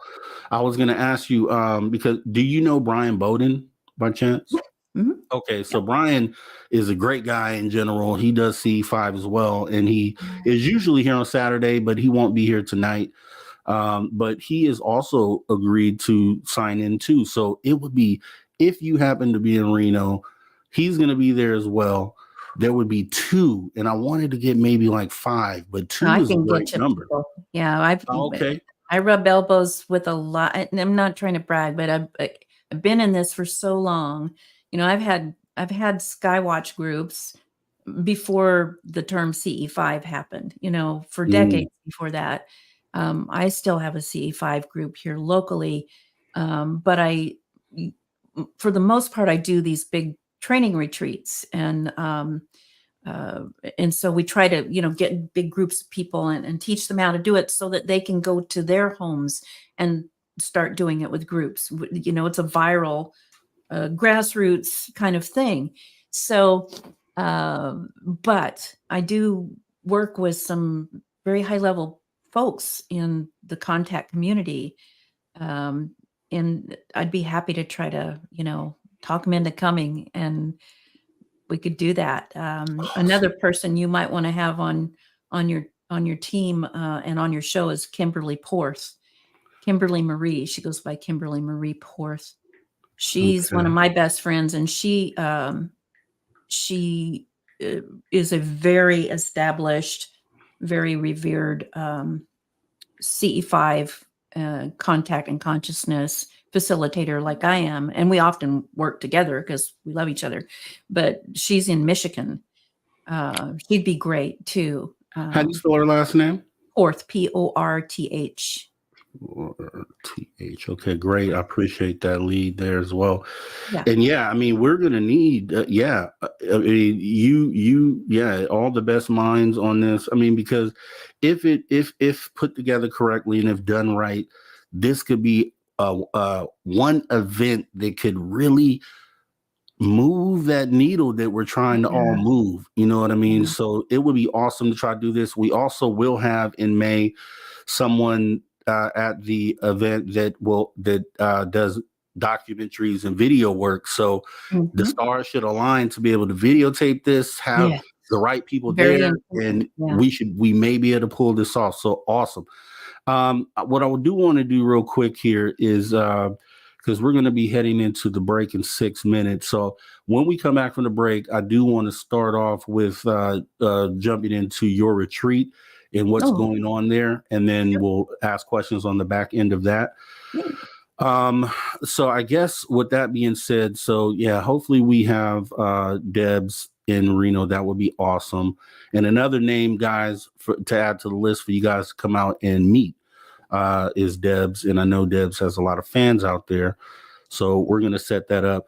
Let me see here. Let me see. Did you have anything that you wanted? So I guess let's do this. For the last few minutes, just tell everybody where they can find you and some of the things that you're into right now. Sure. All of my contacts are under Debz Shakti, DebzShakti. So my website, debzshakti.com, all my social medias, Facebook, Insta, Twitter, TikTok, LinkedIn, and my YouTube channel is Debz Shakti. So all of those you can contact me through. The website's really easy to contact me through that. And the website's a good one-stop shop too, because it shows not just what my services are and explains them all. And you can even schedule through there if you want an appointment. But it also, I just updated it today for all of the amazing new things that I'm doing this year that have I've hit the ground running on in just the last couple of weeks. I'm launching my own podcast called Hidden Variables. I've been recording that for all week, and it's getting ready to publish. And very important for your listeners, I started a monthly free online experiencers group called The Vortex. And it's done over Zoom. It is private, so you have to ask to join. And that way it's kind of a safe haven. But it's not just for ET contact experiencers, it's for any phenomenon, like paranormal activity and so forth. And so it's a place where we can kind of gather around, like our ancestors used to gather around the cosmic campfire and tell our stories to people who will listen and maybe, give a hug here or there, or say, hey, yeah, that happened to me, but here's a piece that you might be missing. But it's also a place for me to also then begin to give educational or helpful experiences, teach people techniques on how to feel better if they're scared, or if they have anxiety over it, or how to develop their skills that are being turned on and all that. So it's really great. I'm really proud of it. We had one meeting already. We're getting ready to have another in February, and it's already a big hit. But so the Vortex, we'll talk about the retreats after the break. We usually do all kinds of retreats up in northern Wisconsin. I don't give the name of the resort that we do it, just so that, again, we can have privacy. But there's information that I can send to people if they contact me and want to, be involved. And we do all kinds of retreats. But it's about training and sharing information with people. So that's what I've been involved with lately. On top of, my work, I work every day with people. And then I've also been spending a lot of time trying to fundraise for my friend John Yost, the filmmaker, to help him pay for his cancer treatment. So there's a GoFundMe page, and it's right on the front page of my website. If people want to hear his story, and even donate $1 or $2, because everything's out of pocket.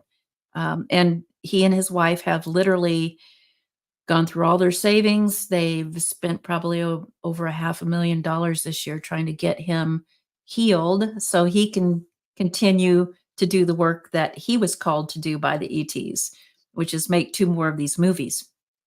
And we need to get him back on the road to do that. So you can go there and do that too. And hopefully I'll be involved in making some more movies here pretty soon. Well, I hope so. And yeah, definitely want to definitely shine some light on John Yost. And you guys, please definitely, if you have the ability to show some love over there, please consider doing so. Anyone who, this field doesn't pay a lot, if anything. Pays nothing. Most people do it totally for free, just for the want to see something change for humanity. And there's sometimes you got to call to action, and this would definitely be a time for that. Help somebody in their hour of need in this life that we live. So I just want to say really quickly, the movie Alien Abduction Answers was completely done on their dime, Rhino Productions' dime. They literally, second mortgaged their homes to make that movie, and none of us has taken a penny of pay to be in that movie. Everybody did it for free. But I highly recommend, if you guys want to know what we're talking about, if you're new to this, or if you've had an experience, or you've had something in the back of your mind that's just itching, you want to understand it, go see that. See that movie. It's streaming everywhere. It's even free on Tubi, I think. So please see it. And I think it will help. Yeah, it definitely. I would recommend it too. Definitely free on Tubi, guys. After hours, you guys go ahead and watch that. Well, after the call-in show, go ahead and watch that.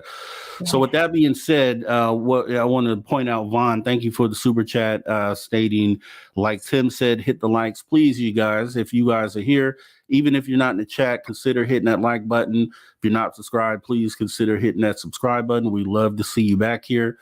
And what we're going to do right now is go ahead and pause for the cause and take actually our last break of the night as we get ready to jump into hour number 3 with Debz. She's going to be answering questions for you guys. So get your questions ready. And we'll also talk about the retreat. And you had an experience that you have a video for. I'm going to try to get that up too, so you can speak to that. Oh, yeah, man, that just happened. Yeah. We'll do all that in hour number 3 here on Spaced Out Radio. You guys kick back and we'll be right back.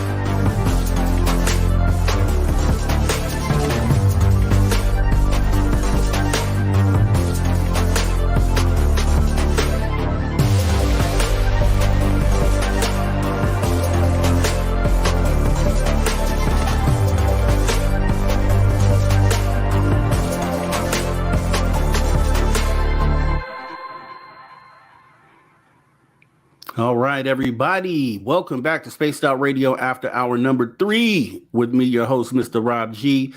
And joining us is our guest, Debz Shakti, for hour 3. Appreciate you, Debz.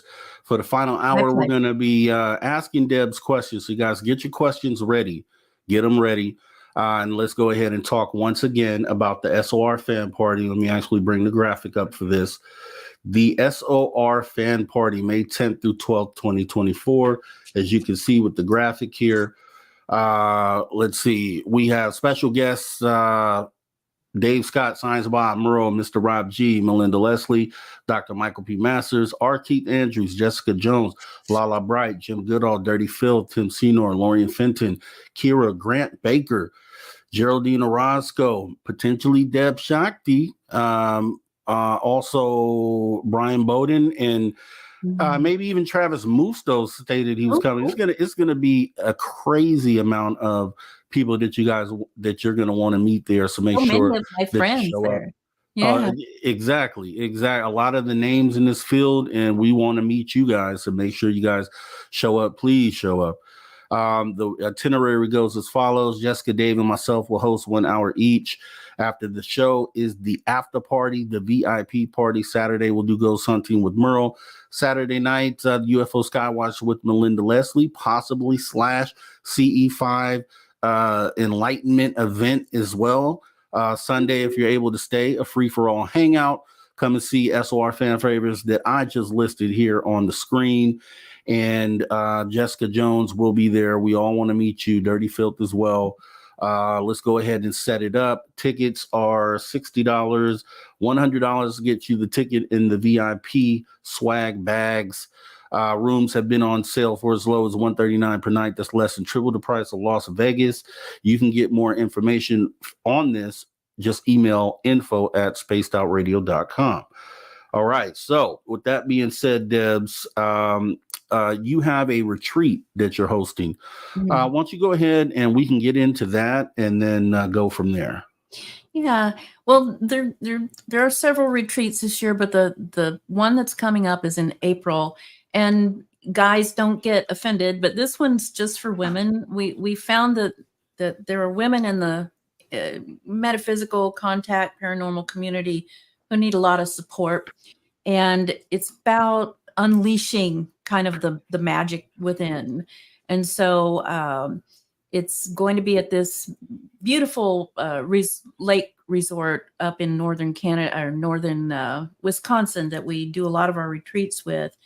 I'll be there, and I'm going to be doing a lot of quantum work, quantum hypnosis work, and I'm going to be also doing breath work, yoga, teaching things like that, and offering a new technology that I've developed called mindscaping, which is it's kind of an art therapy that you do under kind of quantum hypnosis.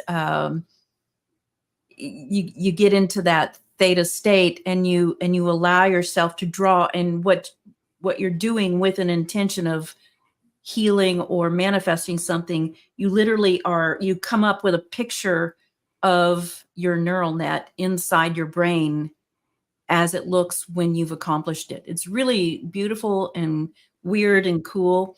I don't have anything handy to show you, but that's going to be at the retreat. But also, my friend Nicolette Page is going to be there. She is a powerful bruja. She's works with spell work and with ancestral ceremonial work. She's going to be working with the women doing that. Melissa Kane, who owns the resort, is going to be doing cacao ceremony, which is extremely heart opening and powerful. And then there's going to be some fun stuff It's near the sacred period called Beltane. It's very close to the 1st of May. It'll be in April. But up in the woods, we're going to learn how to make special crowns out of flowers.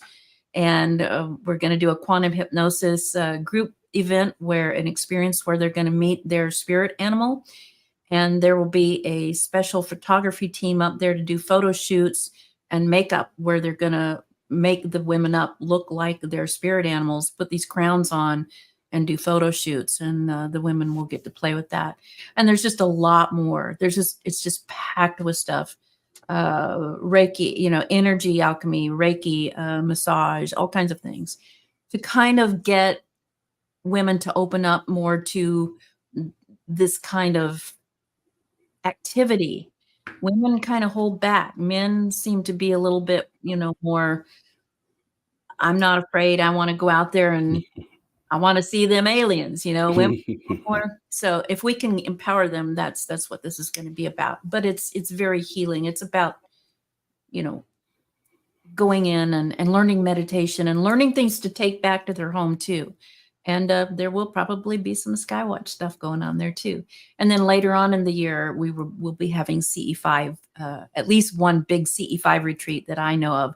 We're going to have some really big name people come this year. This will be our 6th year, I think, to host these. So, and who knows what else we'll be doing. Yeah, that is awesome. That is awesome. So ladies, you heard her. You definitely want to sign up and come out for the retreat.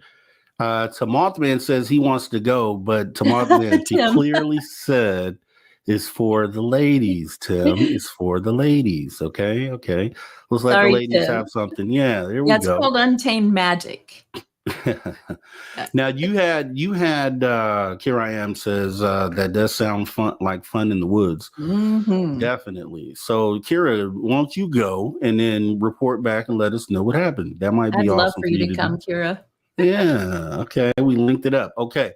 Now you had an experience or a sighting recently. It had something to do with some orbs. Go ahead and talk about that. What happened there? Oh, wow. It's a little tough for me because 2023 was a year where my spacesuit started falling apart. I'm almost 68 and I've been an elite athlete, pretty extreme athlete most of my life in multi endeavors. But one of the longest lived is marathon running and ultra marathon running and things like that. So I was out on a 7.5 mile run on a trail last February and my right leg quit working. It was very painful. And I'll just fast forward to going through many, many months of being immobile and in pain to finding out I needed a total hip replacement, which is one of the most brutal things you can have done to your body. Let me just tell you. And so I went through that in late June and it took about 4.5 months to recover and actually learn how to walk again. And, all of that very hard on the body. And interesting enough, 8 weeks after the surgery, I convinced my surgeon to release me to travel so that I could go do one of these retreats up in Wisconsin. But I wasn't really open with him about what I'd be doing. And it was a CE5 retreat where you hike out into the woods and you stay out all night. And then I taught all day, every day. And, it was very, very hard and I was not recovered enough. And I started having these episodes where I felt like I was going to die. I was in a lot of pain. I couldn't put words together. My brain wasn't functioning. I felt like I needed to go to sleep, which I did. We're up 22 hours a day at those things. And almost just didn't make it through. But I got home and went through some things and found out from doctors that they thought I had an autoimmune disease. And it was probably just triggered by my body not being able to handle everything. It was just too much. And that let that in. And then they were saying, because of all the horrible symptoms that kept deteriorating over the last few months, that they thought I had several severe autoimmune diseases, which was frightening because my mom died from that. And but she lived for like 17 years as an invalid. And I'm like, I don't want to do that.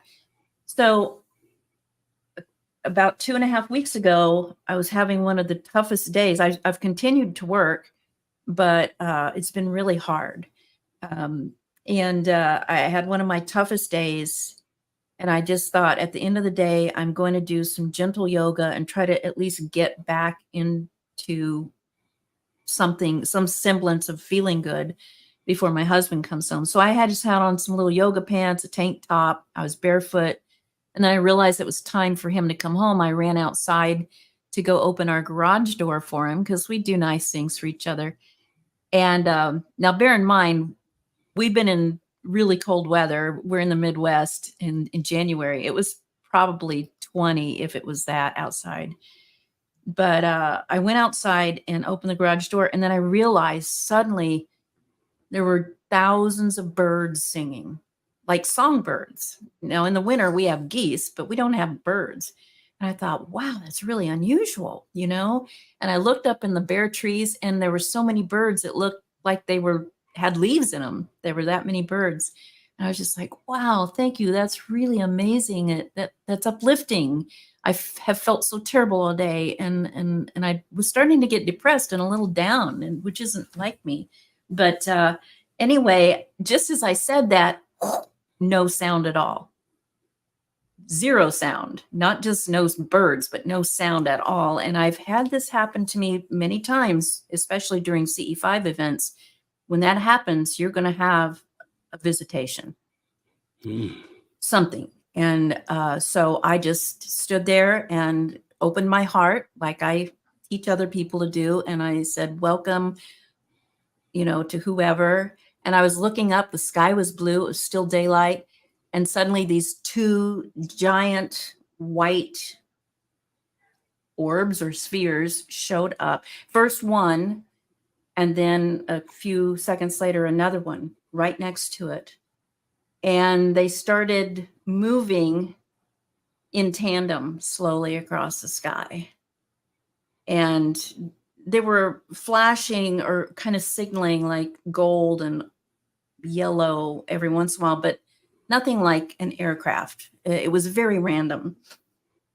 And I just felt this beautiful love. And I thought, wow, that's amazing. Thank you. This is amazing. It's in the daytime. Anybody can see this, you know. And then suddenly 1, 2, 3 smaller ones that were kind of bluish, bright white, you know, like LED lights on headlights. They came into view right next to them, but they were swarming around them like bees, like doing this. Yeah. Now we don't, as far as I know, we don't have anything that does that, you know? And so I was just in awe and I was just saying, thank you. Do you have a message for me? How can I help you? The two were moving very slowly across the arc of the sky in tandem. They never broke being in tandem. It was like they were connected. The others were going all over the place like they were playing with them. When they got to the zenith right above my head, it stopped and hovered. And then suddenly, this is going to sound crazy, but suddenly this huge, like it felt like a waterfall of gold and white light just came down and surrounded me, went into the earth, and I could feel it like saturating, going into my being, like into my veins, into my capillaries, into my organs, everything.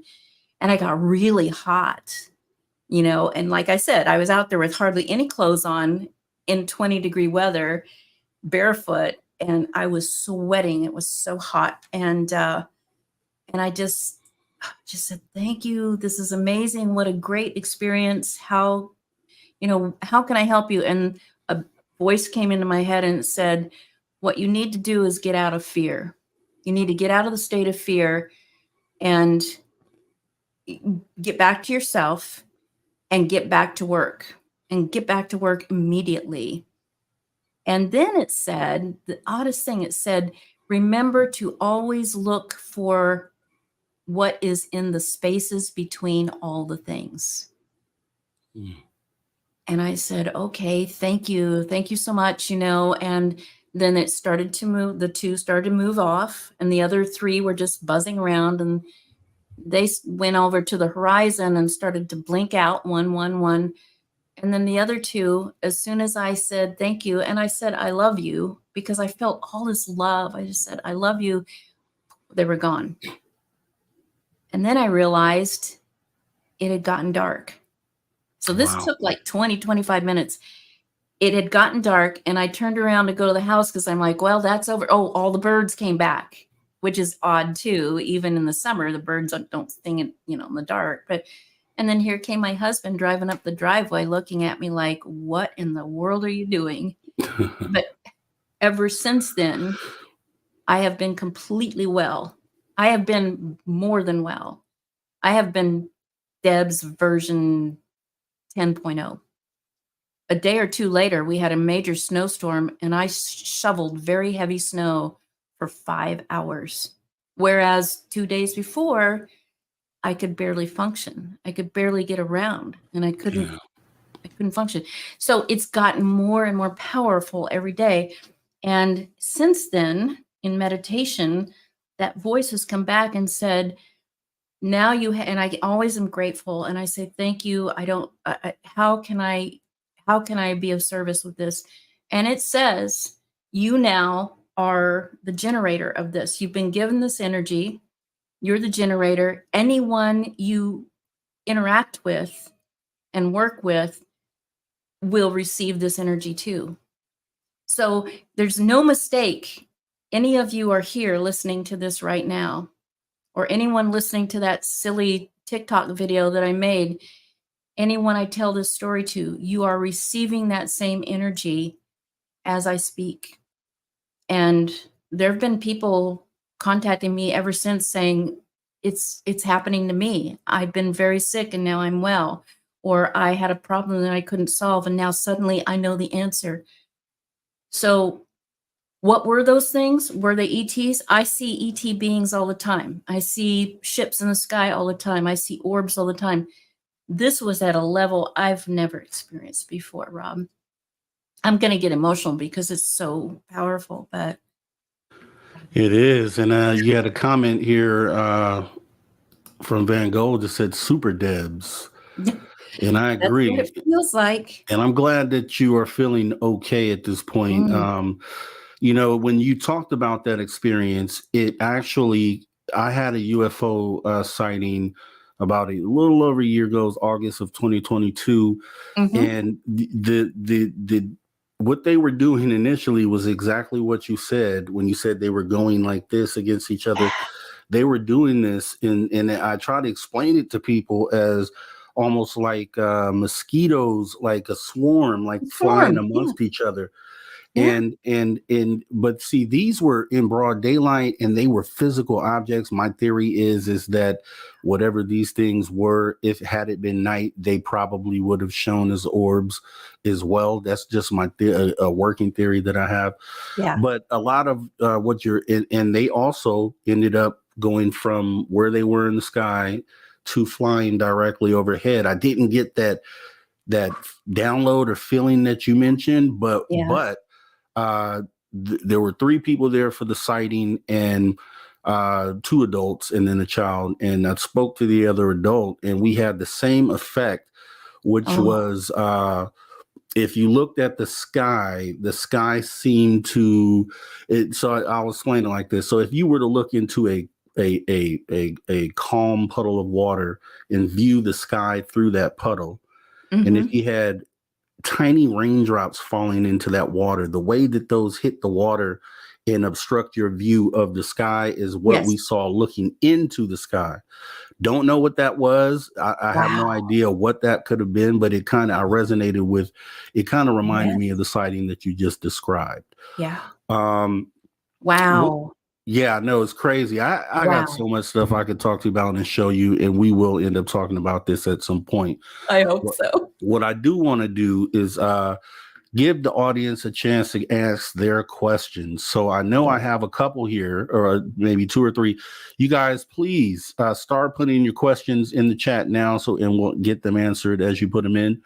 But the first question that did come through was from Paramarv, And he asks, I've heard another longtime hypnotist say that he can hypnotize you and show you other parallel life paths and let you pick one, like changing a channel on a TV. Is that possible? Yes, we do it all the time. There are many names for that. The most popular name for that is quantum jump, where you literally choose to do something else, or you choose to develop a skill and bring it back here. But really, I don't think you bring it back here. I think you bring this you there and you start existing there.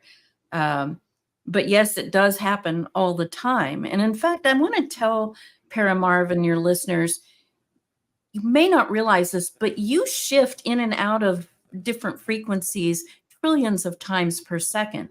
You're just not aware of it. Everything in creation is in the quantum field.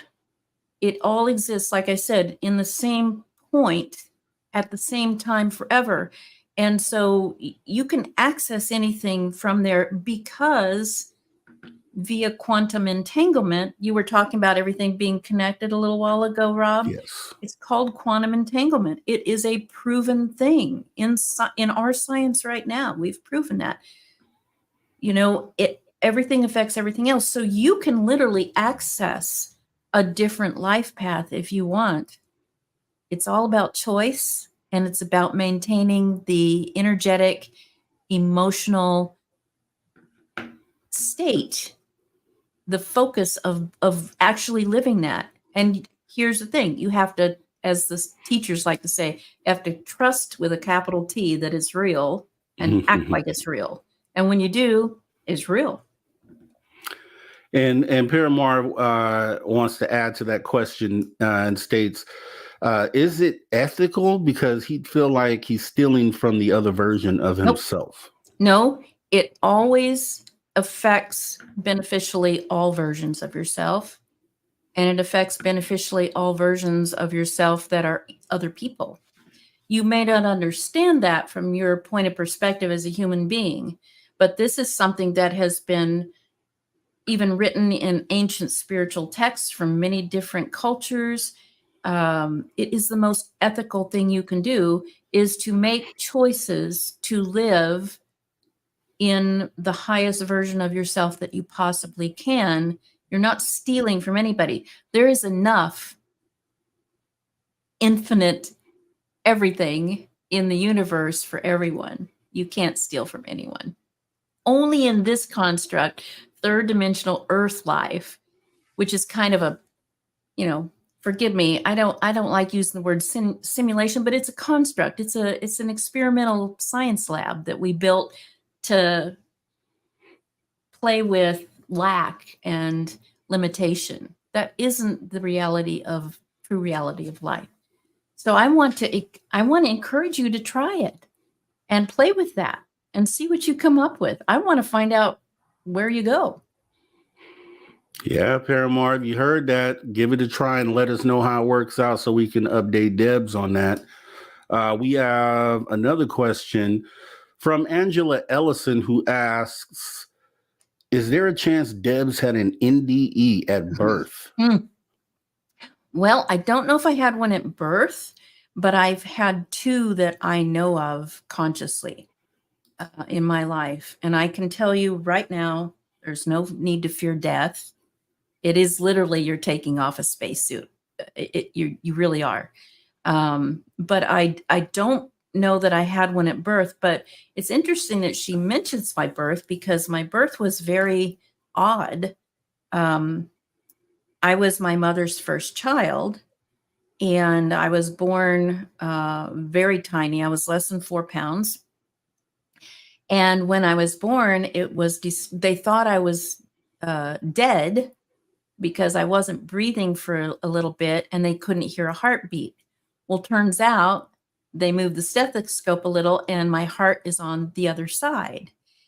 And then they did more testing. And over my life, I've had a lot of testing.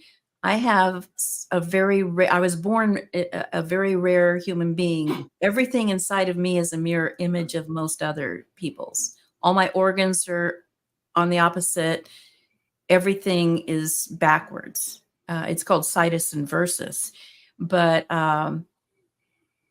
so, you know, there was some trauma there at birth, but I don't think I had a near death experience. They just thought my heart wasn't beating because they couldn't hear it. I also have the rarest blood type. And there's just all kinds of other weird things about this body. So, you know, we can speculate about that, whatever. But it's a good question. It's interesting. Yeah, definitely.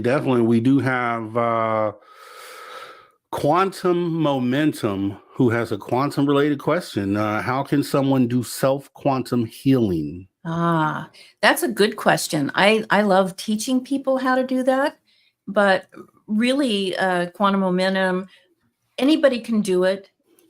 All you have to do is get quiet and still and shut out all of the outside stimuli, i.e. meditation. Get into a meditative state or a theta state. If you like to listen, for instance, to binaural beats music or solfeggio tones, pick one for the theta state. And just get into a place where you're in that flow state, where you feel like you're, you know, light, where you're in a high vibrational state. How do you know you're in a flow state? There are 3 indications. You lose sense of time, you lose sense of your body doesn't nag you, and you lose sense of outside environment stimuli. So for instance, everybody does this several times a day, many times a day. You get lost in a good book or a movie. You may get so focused on creating a piece of art that someone comes in and says, hey, it's way past dinner and you didn't even eat lunch. Did you realize you've been in here for a long time, you know, and you didn't feel your stomach nagging at you that you're hungry. So get into some sort of flow state.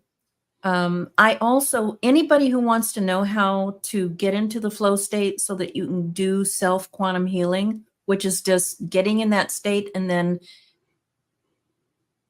expressing gratitude that you're already healed and feel what it feels like to be healed.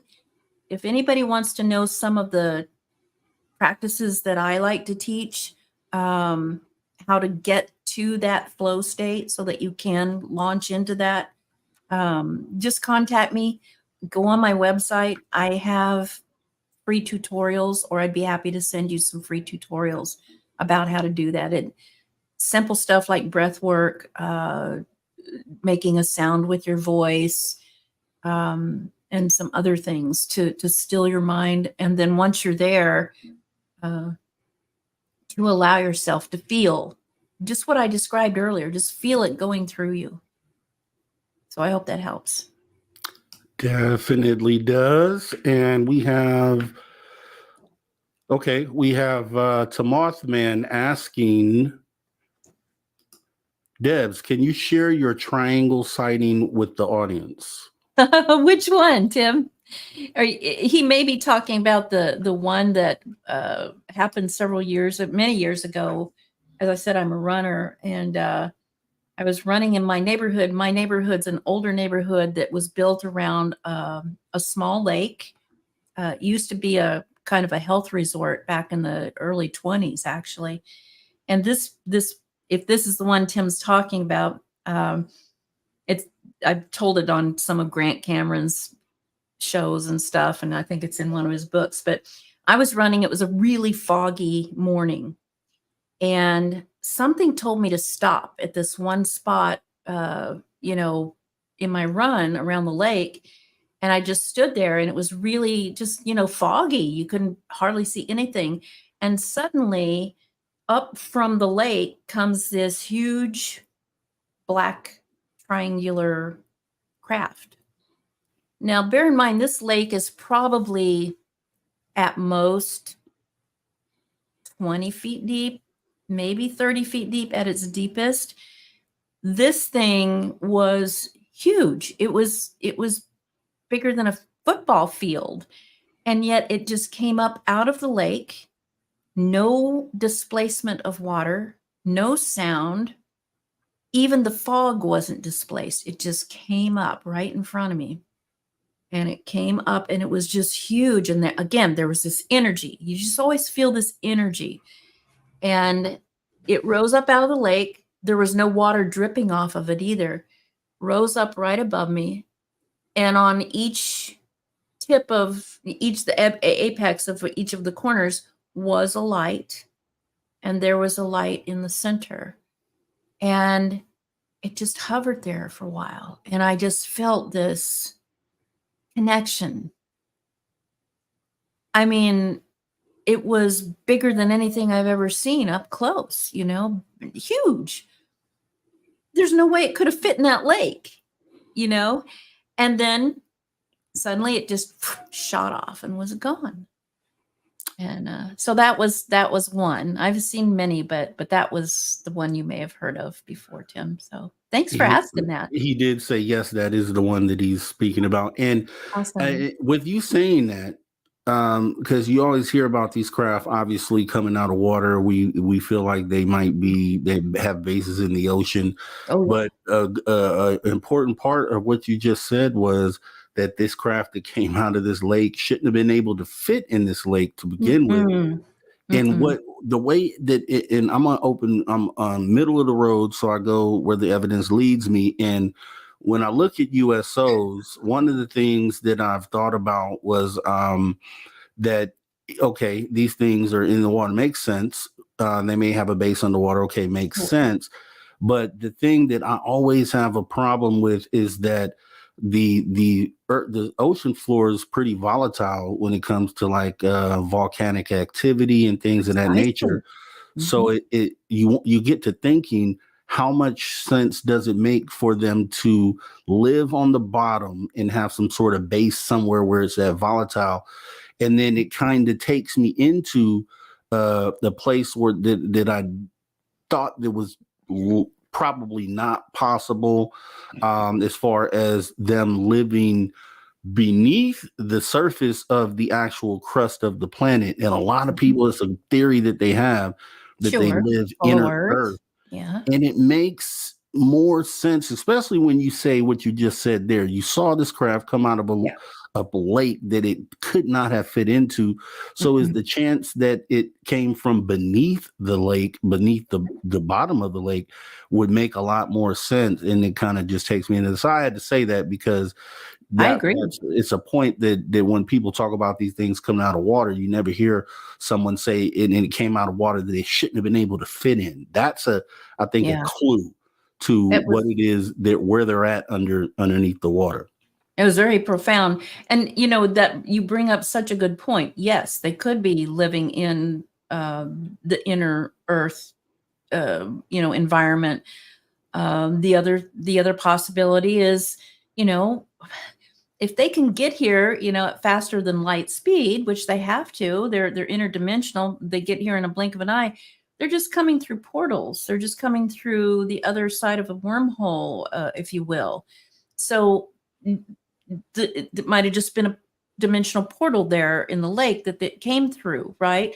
And I have to speak about this for a second because I have been in mini craft. And what I will say is, you know, when I was a kid, for instance, I was taken up into what looked like a traditional, you know, flying saucer back in the early 60s, I guess.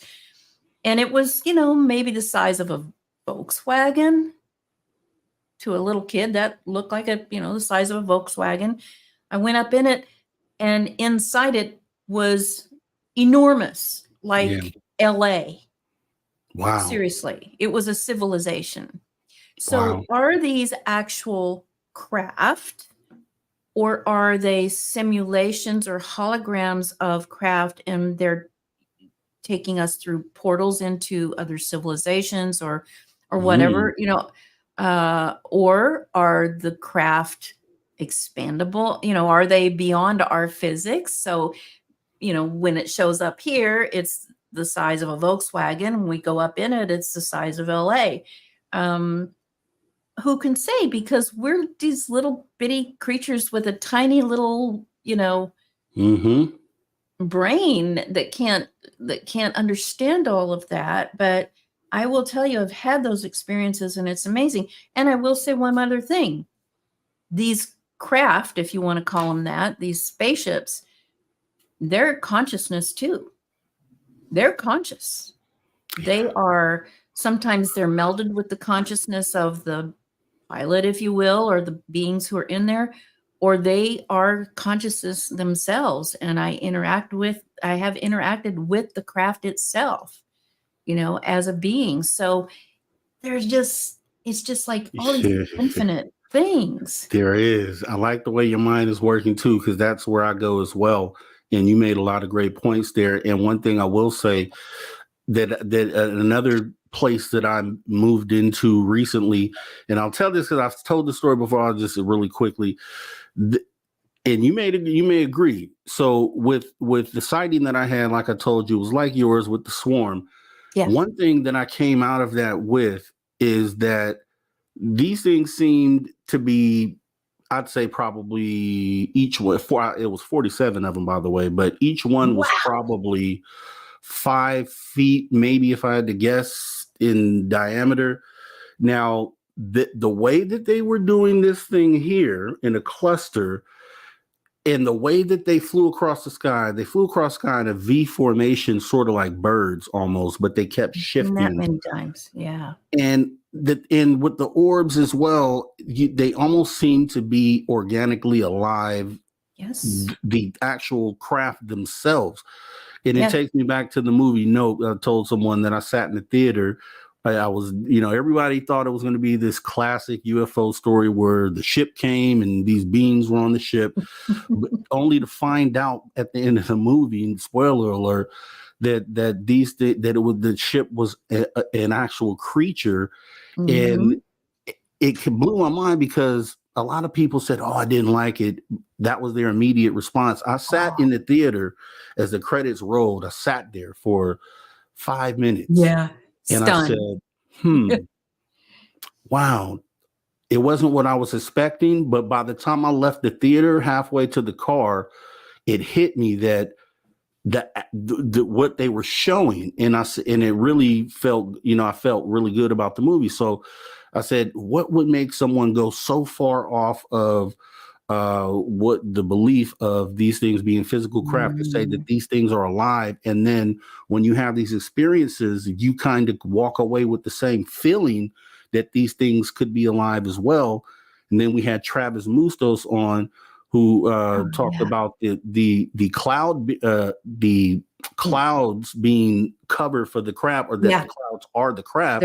They're and a lot of those things were put into the movie. And if you go back to Steven Spielberg with the Close Encounters of the Third Kind, that movie was so on point with what the phenomena is that you figure someone had to tell him or give him this information. And then you walk away from Nope feeling possibly the same way, that if he went so far to the left with this idea of craft being physical creatures and being alive themselves, what information did he get? And I'm just on the ride with you, and it just feels like, we're going down the right path, and we're finding out more and more things that are just mind blowing about the phenomena. Can I tell you one little tiny story? When I was 9, we moved to South Central Georgia from California, from LA area, and went from living in, the big city to on the edge of this town, which was next to a major Air Force base. My dad was in the military at the time and then moved into the Justice Department afterwards, but he was always involved in the military. And so we lived at the edge of this like 60-mile pine forest, which was like heaven for a 9-year-old kid who just was, let loose. So one night my brother woke me up. He's a year younger than me, and this is in the movie. He said the woods are on fire. We have to go out there. Our place where our fort is on fire. And I don't know why I thought that was a good idea, but I got my clothes on and we ran out there, and what looked like a fire was a humongous mothership hovering over our little meadow that we played in and had our fort in. And I won't go into any more of that right now, but what I want to say is what I experienced later on, many years later, many years later, the first time I saw Close Encounters of the Third Kind at the end, when the mothership comes, that's what I saw when I was a kid. That's what I went up into. Looked the same, sounded the same. We were standing on the forest floor and everything lifted up, like all the twigs and the pine cones and the stones came up in the air underneath that thing. And, you know, and we went up in it and did things, you know, and then the next morning when we woke up, we went back out there and there was around the meadow, there was a huge circle. It was all burnt out. It was like smoldering still. But my whole life after I saw Close Encounters of the Third Kind for the first time and saw that, I thought, I was just in awe. I was stunned in the movie theater. I'm like, how did Steven Spielberg see that thing that I saw when I was 9 years old? It was exactly the same. Yeah. It did the music. It did everything. Yeah, it is amazing. And I have a show on my own separate channel called The Social Dig, and we do this thing called Science Fiction and Science Fact Movie Edition. And the whole idea is to now that people understand the phenomenon is a real thing and these things are here, to go back and watch some of those movies that you used to watch that were science fiction and see them through this new lens, and you'll be just amazed how these things make you feel, knowing that this is a real thing. And Close Encounters is one of the ones where every time I watch it back, I'm like, they just nailed it. It's just every aspect, every single thing. And we're talking about a movie that's close to 50 years old. So it's definitely one of those ones that if you haven't seen it, please go back and watch it. And if you've seen it and it's been years, go back and rewatch it, and it just blows your mind. I do have, let me see. Okay, I do have a couple more questions here. I have Angels Are Alive asking, Debz, how many different types of ships, ET ships, do you remember being on? Such as, for example, the ships that are metal ships, of morphine metal ships as ET. There's a lot that, I mean, I don't have any, that's countless Angels Are Alive, but I will say some do look metallic, but it's living metal. It's crazy. It's living metal. I don't know how to say it any plainer. You know, if you sit down, it takes your shape. It's like it's holding you. And certain things will morph as you need them. If you need a space to lie down, it makes a space to lie down. One of the most incredible ships that I ever went on happened during one of those online global star teacher channeling things that I do. And they led us into a place where we could experience that. And we went into, and then I had a memory of, I've done this many times, up into a ship that looked like it was made out of liquid crystal. You could see everything. Like you could barely see the outline of the ship itself while you were outside of it and when you were in it, but you could see space and you could see the earth below and everything through every part of it. And yet it was mechanical, and it was consciousness, and it was this liquid crystal. It was incredible, and I just can't put in words what it was. So I think they're made of many different things, and I think they show up in different shapes and so forth. You go back into ancient times and look at how they depicted UFOs in paintings and cave paintings and all of that, and how they looked in, the Middle Ages, and how they looked in the 50s, and now how they look. And so they change kind of often to how we're starting to evolve in our perception. So I don't know if that answered your question, but definitely. And we have a final question here. Before we let you go, we have Light Walkers.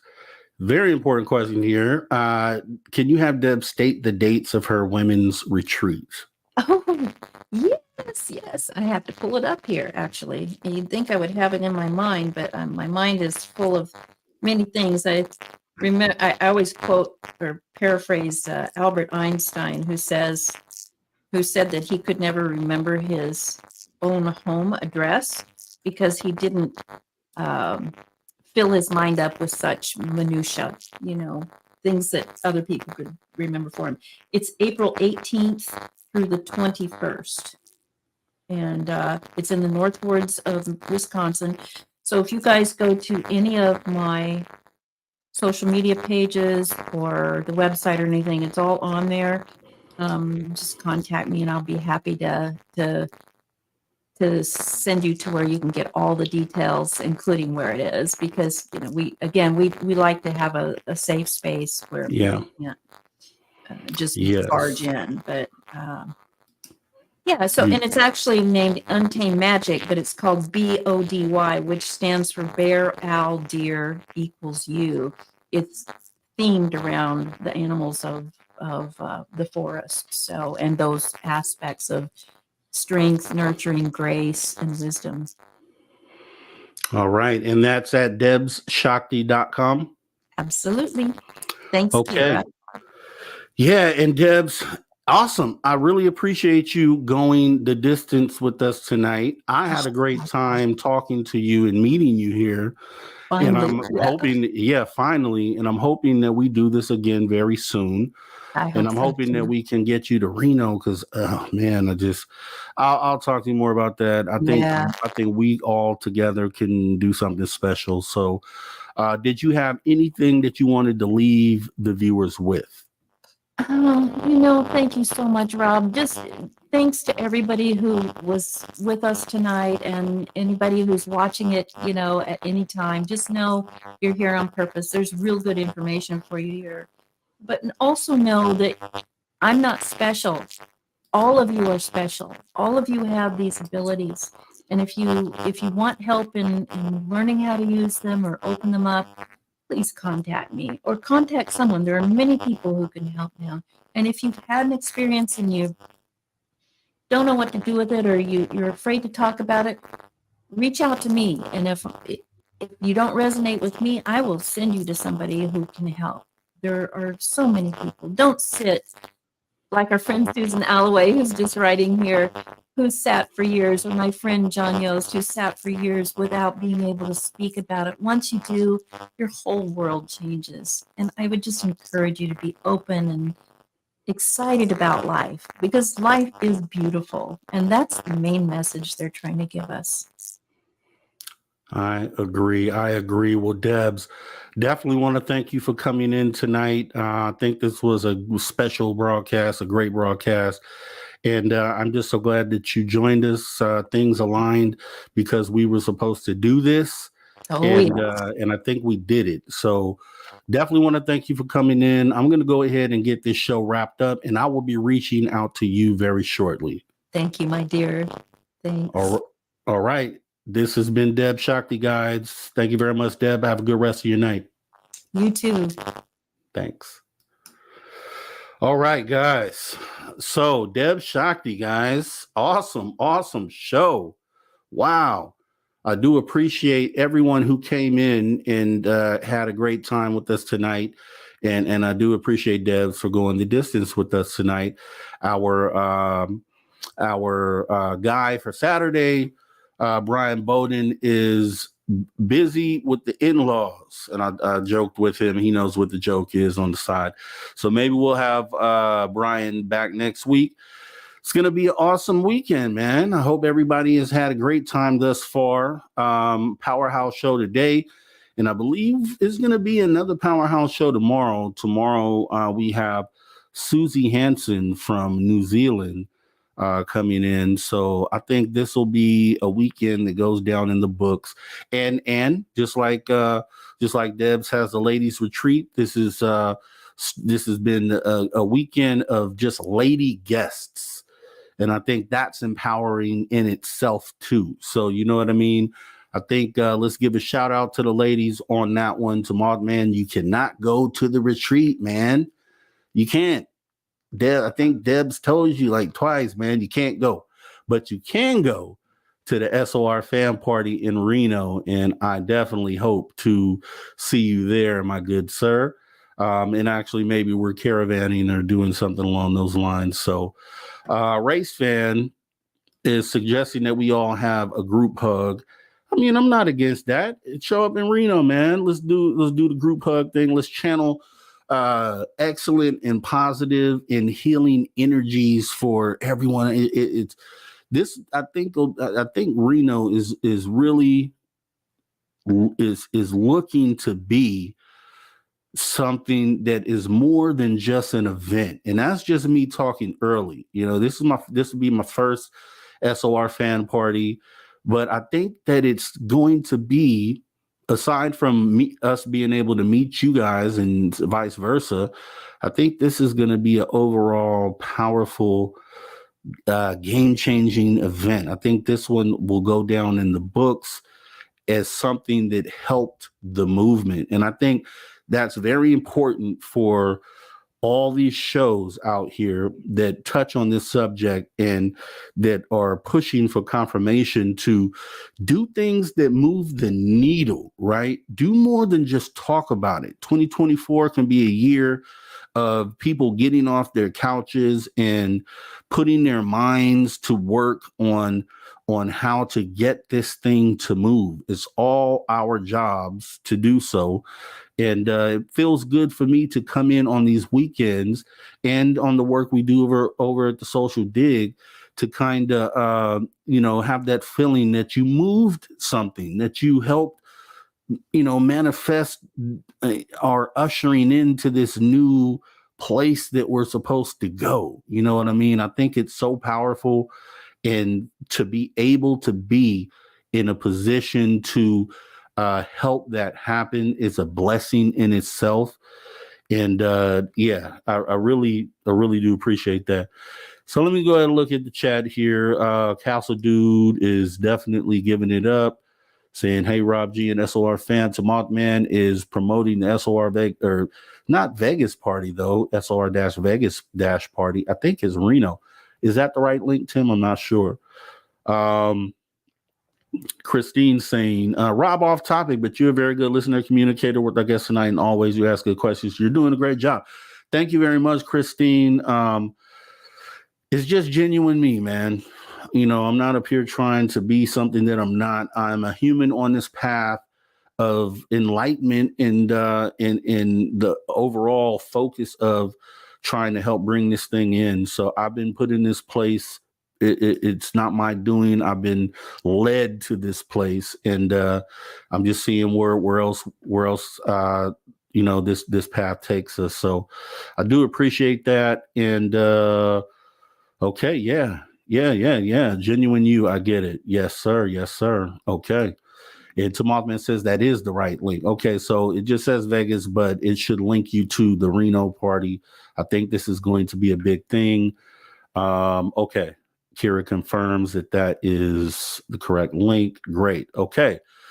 Well, like I said, jam-packed, awesome show, guys. I do appreciate you all for coming by. And let me go ahead and bring up our super chatters for the night.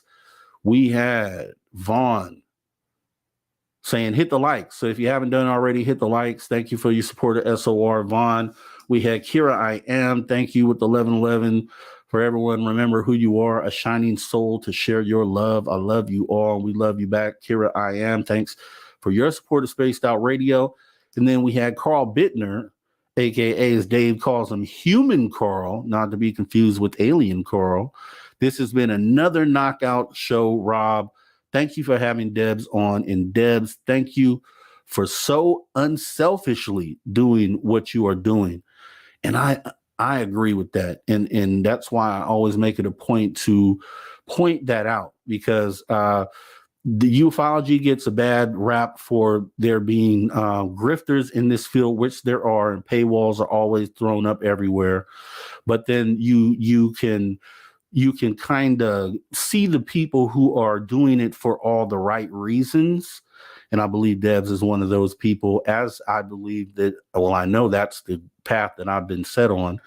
And any others that I recognize as doing that, I always make sure to point out. So thank you for Carl for doing that. And thank you, Super Chatters, for going ahead and supporting the show tonight. Everybody here is a space traveler. So why don't you guys go ahead, do the next step and join the SOR Space Travelers Club for as little as $5 per month by joining our Patreon. Guys, we appreciate your support.